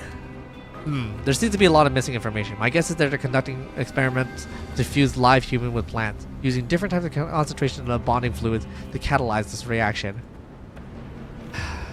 These constituents and bonding fluids are unknown. Oh, they're not entirely human, but with various animals mixed in it too. Human, plants, animal, and plants? Human and animal and plants? Looks like the radiation plants are a crucial carrier for the meanings of these experimentation. And there are also a line of special implanted cells. Dandelion, make sure you save all of this. Will do, I won't miss a single bite. Helena silently walks away from the tube and bows to them. Commander, can you help them? What? Helena reaches out to the glass tank. There's a pained look in her eyes. Dandelion does not answer, only blink red lights onto the Dendrigrate's flashes. From the log, it seems like these people in the tank weren't put in there for too long ago. Can we save them? They're beyond saving. Their bodies are too deeply fused with that. From the log, it looks like the logistics of the personnel is from StateSec. They're from StateSec? Were they captured by Paradius? I can shut off the power to this tank. They might put an end to the experiments here. I glance at Helena and nod silently. Let them rest. Thank you. Helena bows to me, and Dandelion in the same way. At the same time, I hear an unsettling growl from the depths of the base. There's no doubt that the boom jump just what we encountered. After hearing the noise, Helena glances at us, and then she runs into the base without looking back. Dandelion follows up after you finish downloading the data. After telling Dandelion what to do, I proceed to give chase. I can sense something is about to happen. Ooh. 任務完了。みんな警戒を怠らないで。 How far do I 安 have? 全 How far do I have to go? Let's take a look. Where am I right now? I'm near the end. Actually, I'm like right at the end. We'll do these extra like missions here, and then we'll wrap up this event.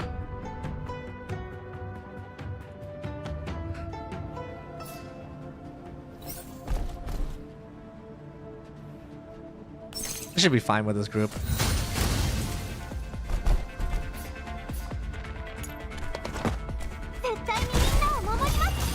Just kill everything.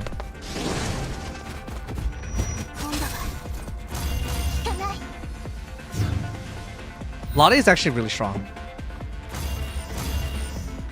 Because you can get her from the last event and she like... She has like basically like max stats.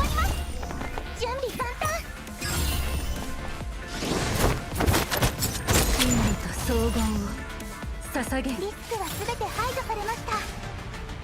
指揮官の役に立ててよかったです。Da, da, da, da.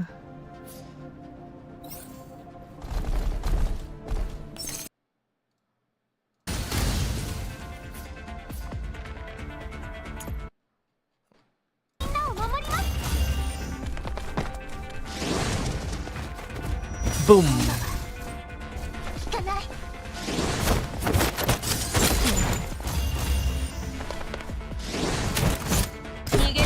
I hope I get something better than my sniper rifle.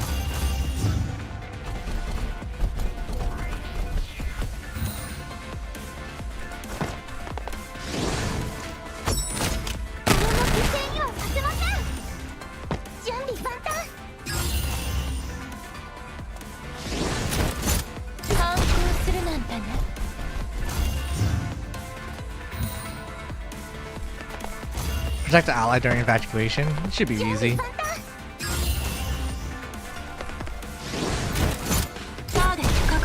There we go. Easy.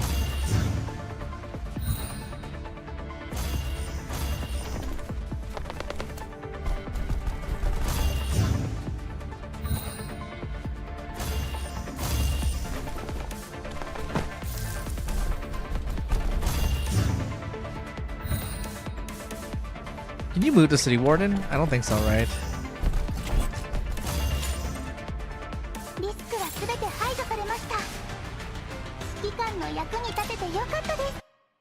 Got our 30 collapse pieces. Level 22. Easy.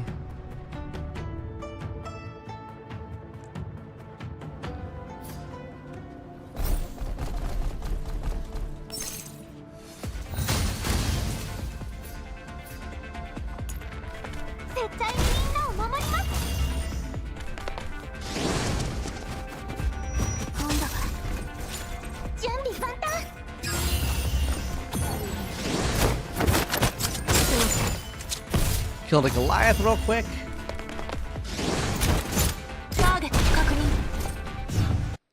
OBS chat. Ah.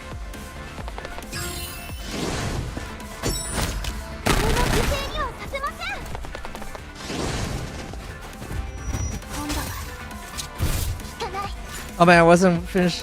I wasn't too lazy to finish up chapter 7. I think like I'm on chapter 8 right now. So, yeah. I feel like you do need to finish chapter 7 before doing this event though. Just get on it. Just do it, pizza. It's really easy.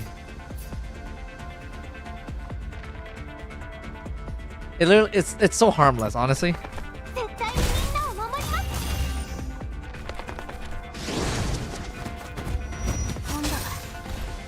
I think at this point I am stuck since they're over level on my units. I mean, like, I'm under leveled at this point.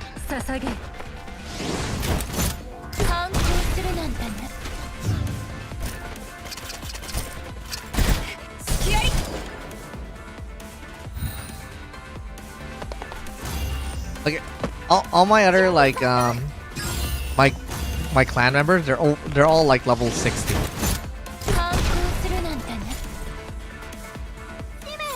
So I need to catch up.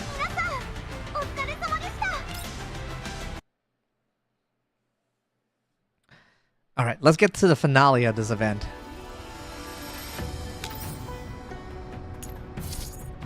Level 25 is easy. Oh, what is this? Avatar. It's kinda cute.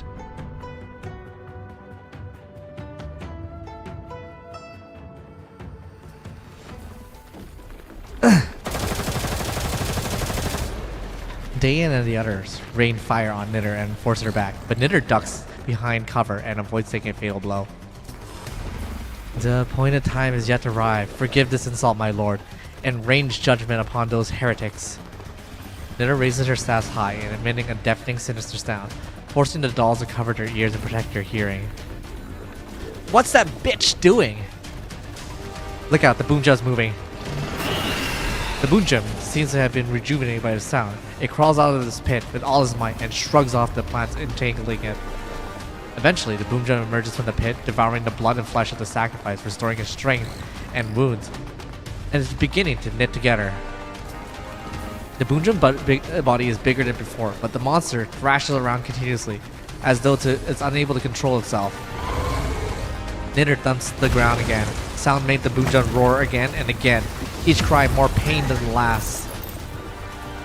Atop the Boonjum, below the three revolving orb, a shadowy vague, shaped like a girl, can be barely made out from inside the body. Helena! I knew it, Helena's in there. Calfey can't hold herself back anymore and throws caution to the wind as she runs up to the Boonjum. Give her back. Give Helena back. Calfey unloads all her firepower at the Boonjum while the Boonjum raises his tentacle, prepared for his counterattack. Miss Calfey.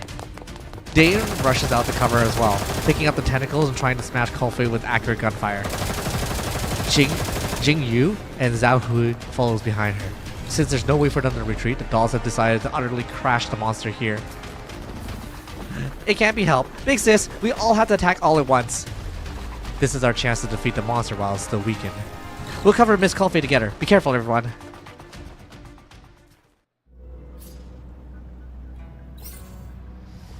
That's it. Achieve victory. Win within 6 turns. Lose no more than 1 unit. Ah, this is easy. Ew. What the heck?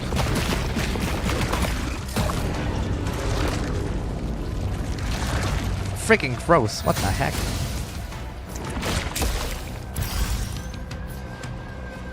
So there's no special thing about killing multiple units all at once, right? Alright, this is easy.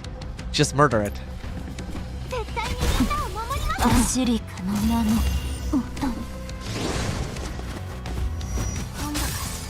準備万端真理と総合を捧げ反抗するなんてね Ow.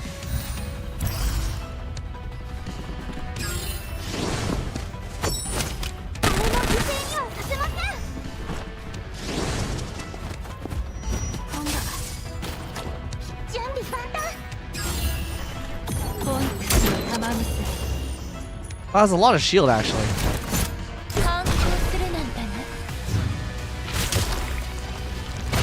He's about to die.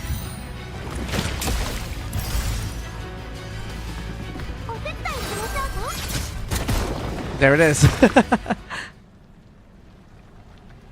Heretics! Heretics, one and all!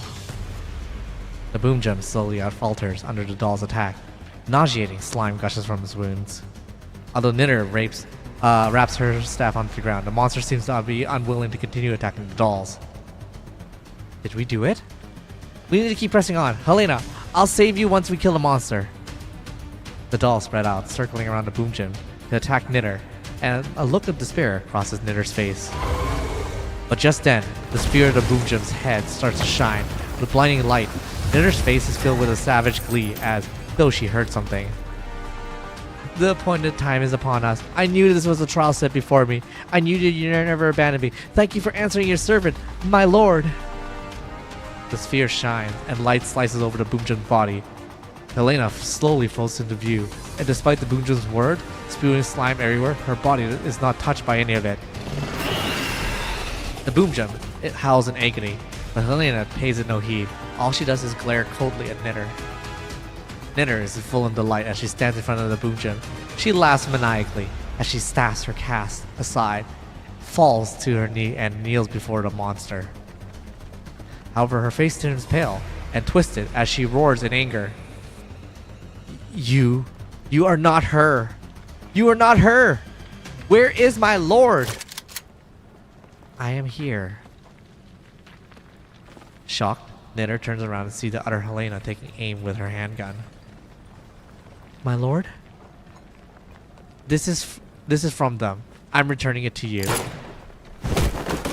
Helena pulls the trigger and a bullet blasts clean through Knitter's torso. Why?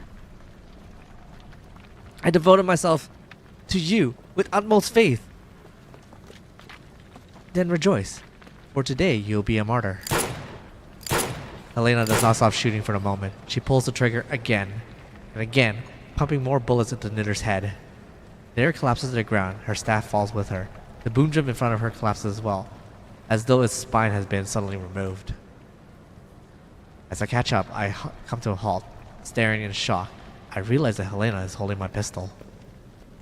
Though I can sense something strange with her, I did not expect that there are two Helenas standing in front of me.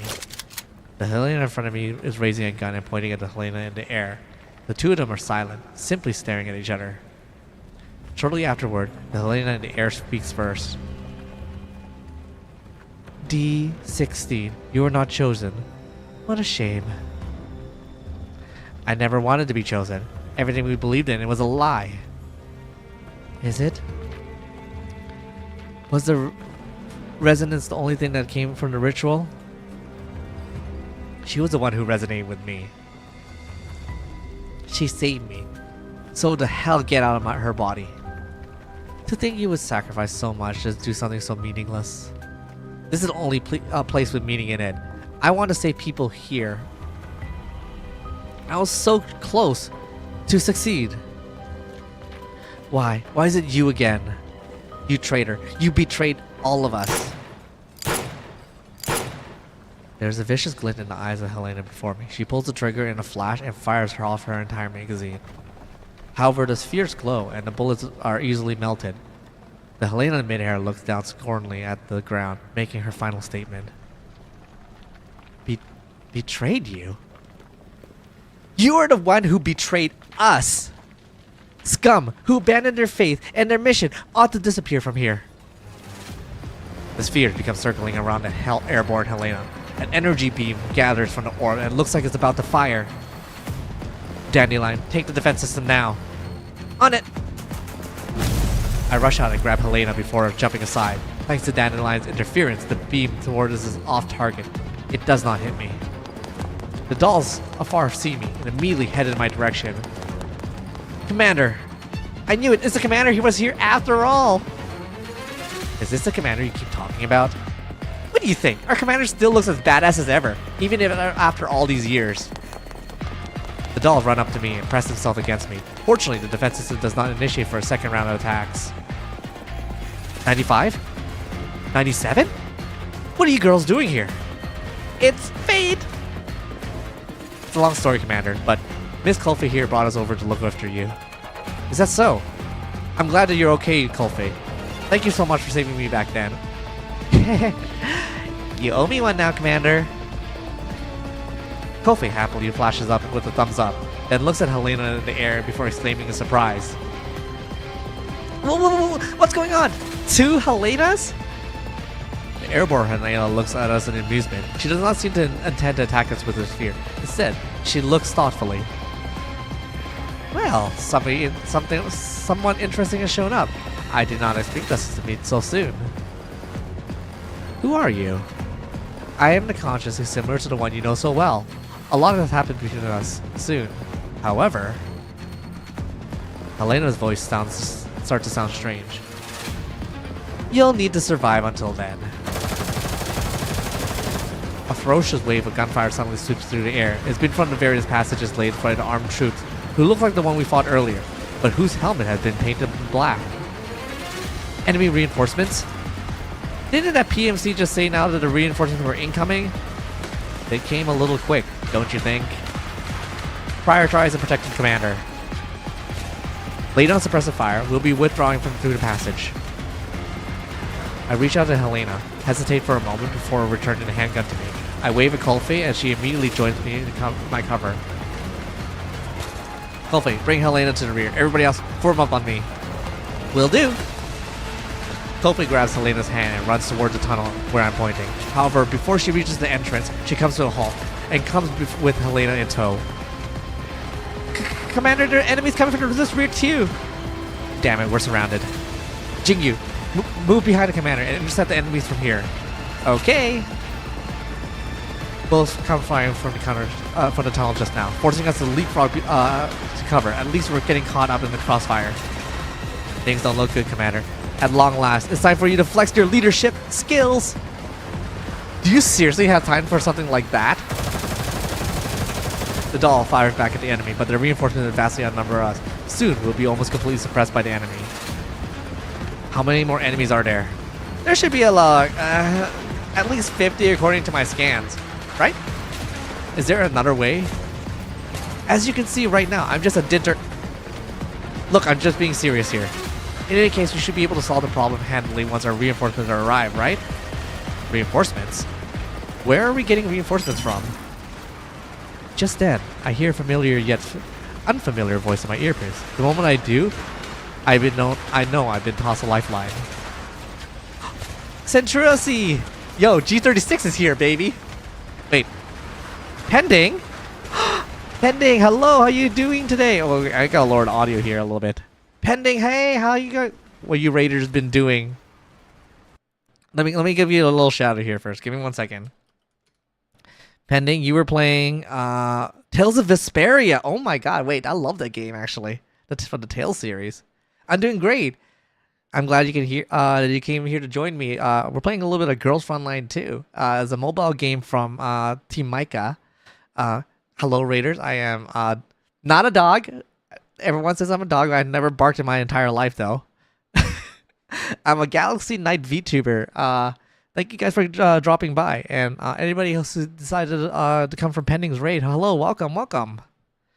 Yeah, I've been taking Pending through it. Oh my god, dude, the Tales series is honestly such a gorgeous and like well written story. I want to get through it myself too, but I'm kind of stuck on like Xenoblade Chronicles right now. Anyways, we're coming to the climax of like this series right now. This is like near the end of this event, and honestly, like this event mission for this game is honestly so intense. Like, there's so much emotion here. You've been really enjoying it. I'm glad you're enjoying it too. I've been like really liking like a lot of story-driven game, especially like if they give me opportunity to voice act. Cinderasi here, by the way, is a character from the previous game. Her name used to be 36E. Loud and clear. We received Miss Dandelion's distress signal. Now approaching your location. Macchiato has come too. Wait for us, Commander. Don't die down there. Macchiato. Voice acting is always fun. It's great.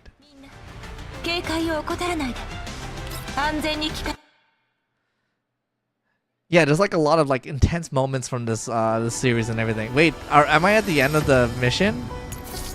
That's it?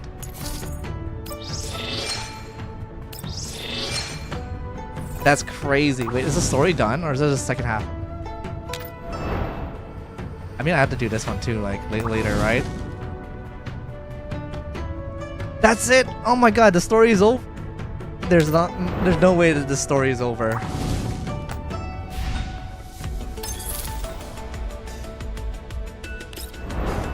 What is this story from? Alien fans. Separated yet travel together, you resonate. Frequency of the splintering image overlapping again. I mean, I won't do the campaign now.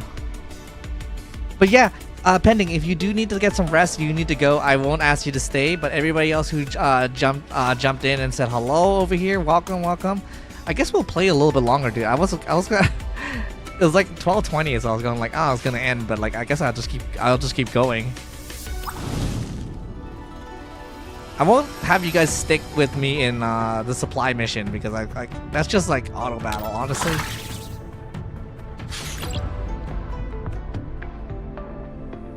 I still don't understand how to play this yet. It's like Monopoly in some way. And you're trying to score the most amount of points possible.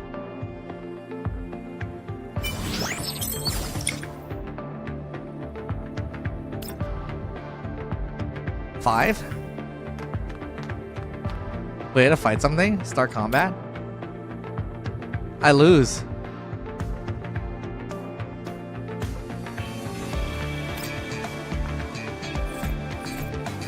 One, two, three, four.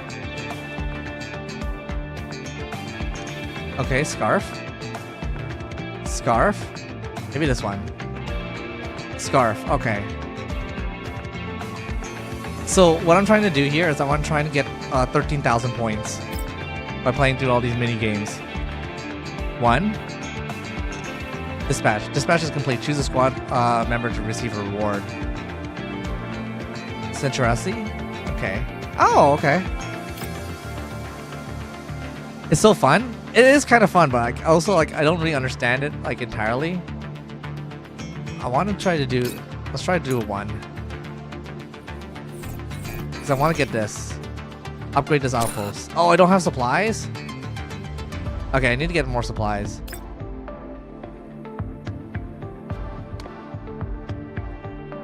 You have 160k? What the frick? Alright, maybe I win this one. Upgrade your outposts? I see. 2? Okay. Okay, now I have 2 supplies. Let's go down this way. So I have 3 supplies now.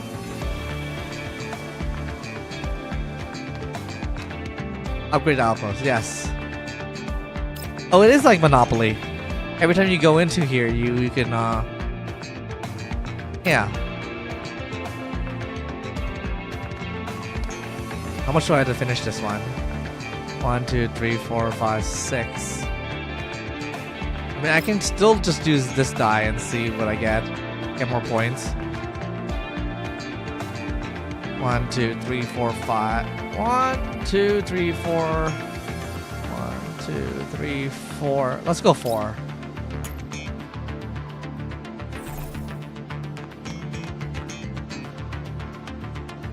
Begin, roll.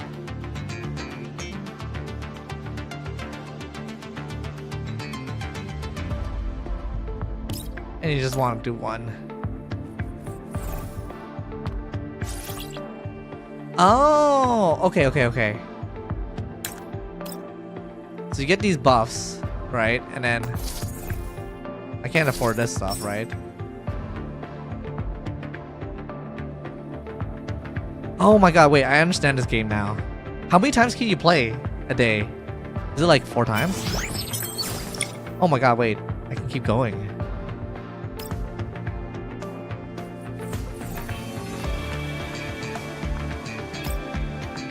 Yeah, those buffs help you a lot to push further. Scarf. Oh, collapse piece. Scarf. Oh, 3 scarves. Oh, well.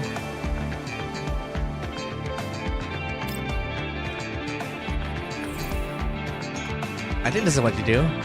Upgrade this outpost, yes. I should always upgrade outposts, right? Especially in the beginning. I think you can play this as much as you want, to my knowledge. Oh, really?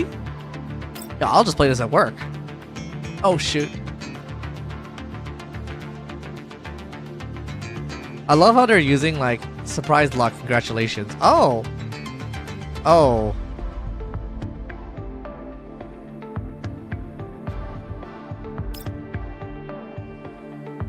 Hey, I reached 3 stars.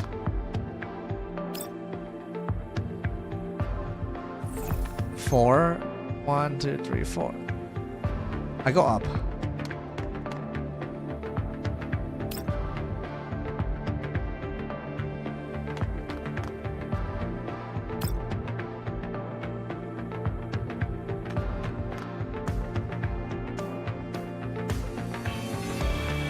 Oh, wait, we can get this. Hey, yo.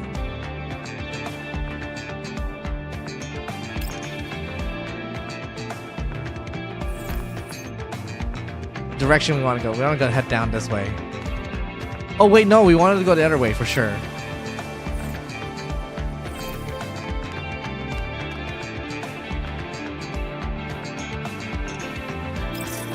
Paid out? Okay. Yeah, I can't buy anymore.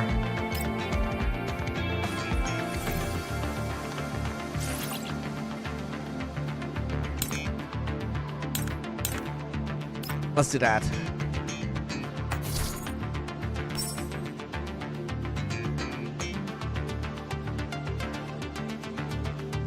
Wait, I can keep going?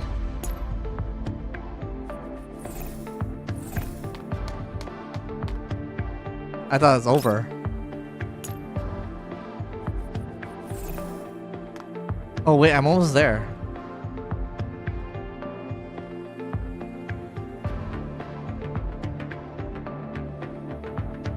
Yeah, okay, I've succeeded. Let's go 1, 2, 3.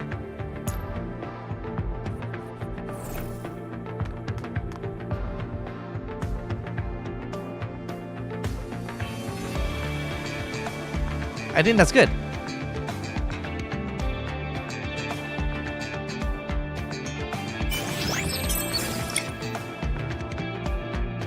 Oh, now I'm supposed to get 62,000?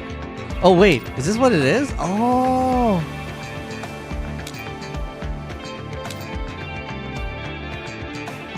Okay. I see.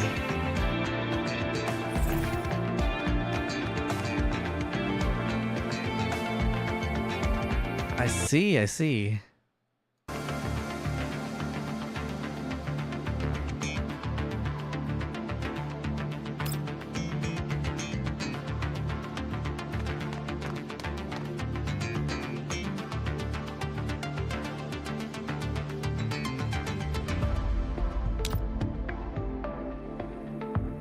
I mean, I got like another turn for that.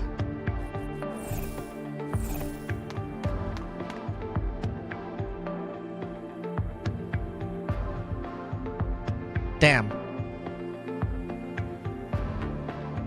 I can just use one, and I'll just get that next one.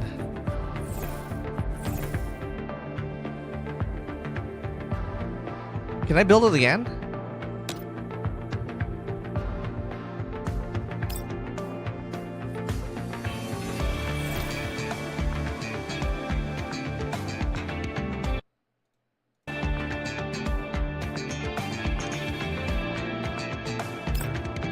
Oh my god, wait, I understand this game now. I want to go up and maybe get 2.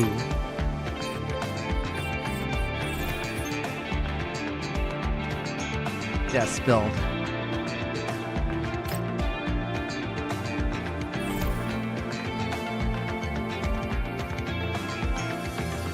Hey, yo. That's a lot of points.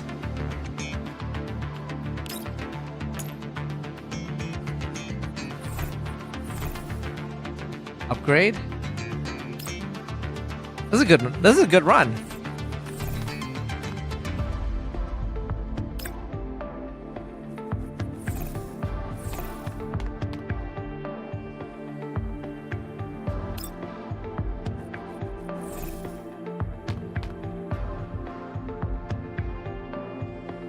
Oh, so close.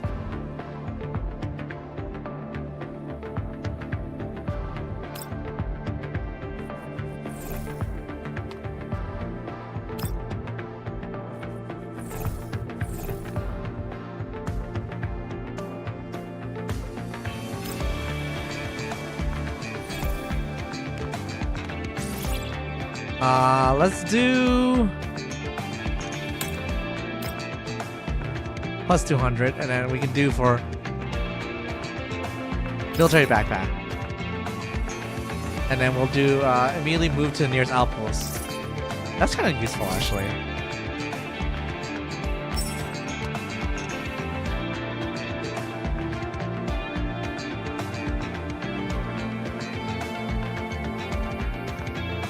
Oh, okay. Close to 62k survey points. That's pretty good. I mean, like, you hit like your goal, right? Because I don't know what's the point of going higher than that when the maximum is. Let's take a look here. Is there any other reward? Labyrinth ranking? I guess just for ranking? I guess so.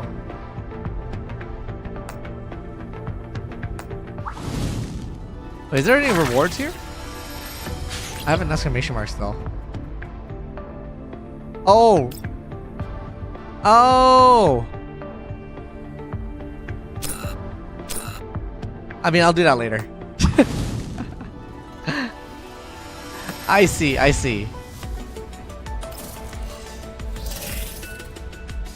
was like, what the heck is this? Yeah, I should die before the reset. Yeah. Oh no, I I hit the wrong button. Let me send everybody to the right thing here. Wait, no. Cancel.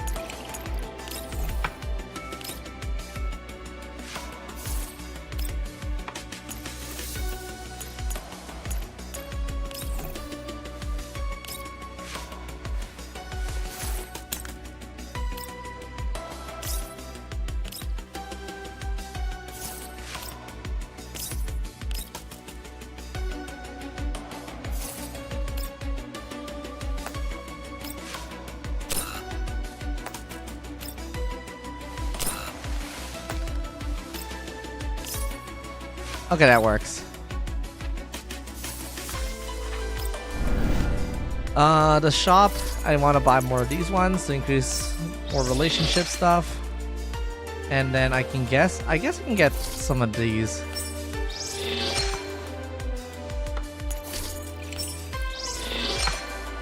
That should be good. Oh wait, I need to... Where's that thing? Income. Open the mystery boxes. Okay. Pretty nice.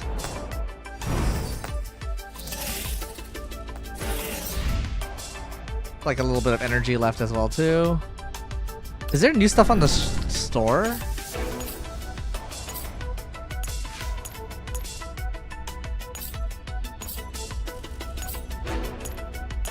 Oh, this one hasn't reset it yet. Okay, I'm still good. I'm still good. All right. Yeah. Besides the free stuff, no. Yeah, there isn't new stuff yet. Okay, I'm gonna go look for somebody to raid. I think it's a good place to end. I finished everything and missed the Grey Wind, so we are 100% on the story. Pretty good story actually. I'm really excited about the writing. I'll do the supply maybe like off stream, so then I can get like all that stuff. And the next thing we're gonna do is probably work on yeah, the chapter 8. This stuff is so annoying. I haven't finished this one here.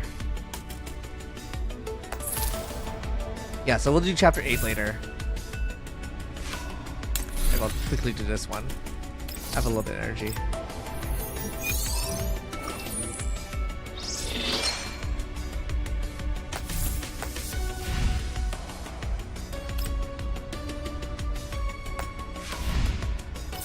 Yeah, if you want to feel free to add me. This is my UID number, wherever it is, right over here. 452673. 452673.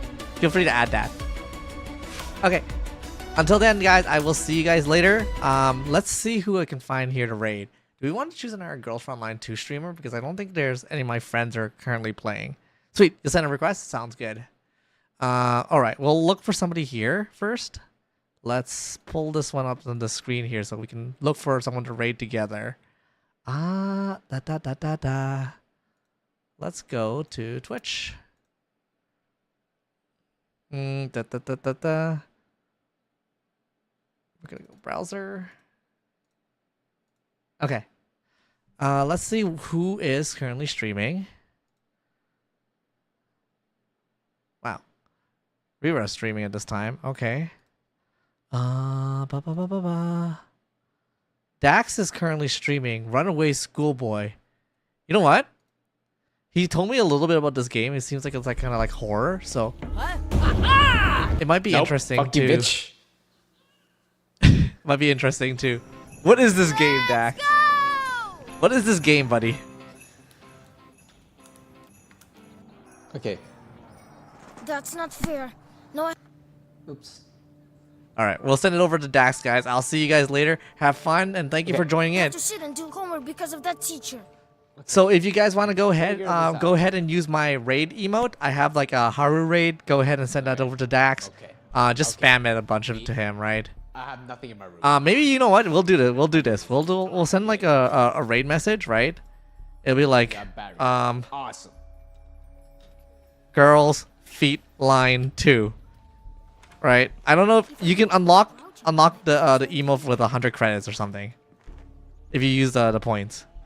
I think it's 100, right? Let me double check just to make sure you guys can do it. Can unlock it. Yeah, choose an emote to unlock with 100 points. What is this game, I'm Dax? just searching the whole entire house at this point. So we'll go ahead with like Girls Street Line 2. Go ahead and use that one on for the raid message. Send it over to Dax. I wonder if I can close the door. Let me go start the raid. Okay, until then, guys, I will see you later, and good night, and have a good, sweet dreams. I'll join me later for when we do part 2. I think tomorrow we're actually gonna be playing a new game. We're gonna be playing Mech Break. We're playing Mech Break. Can you open the door? I have early closed beta access to it. Oh my god, dude, it's like, Come here! what is happening? Our son has disappeared! What is happening? Come here! What is happening, Dax? Do 20 squats quickly! 1, 2, 3, 4. This is crazy, this game. Oh, this is painful. 6, 7. All right, I'll see you guys later. Bye-bye. 8, 9. Come on, I did not work correctly. 10, 11. Look at that. 12. Look at that beard cut. 13. You know, I bet you. Look at those skinny ass legs. I'm sure you don't know how to do squats. 16, 17, 18, 19, I got real. 20. I'm being Watch abused by my yourself. father right here. Behave well from now on.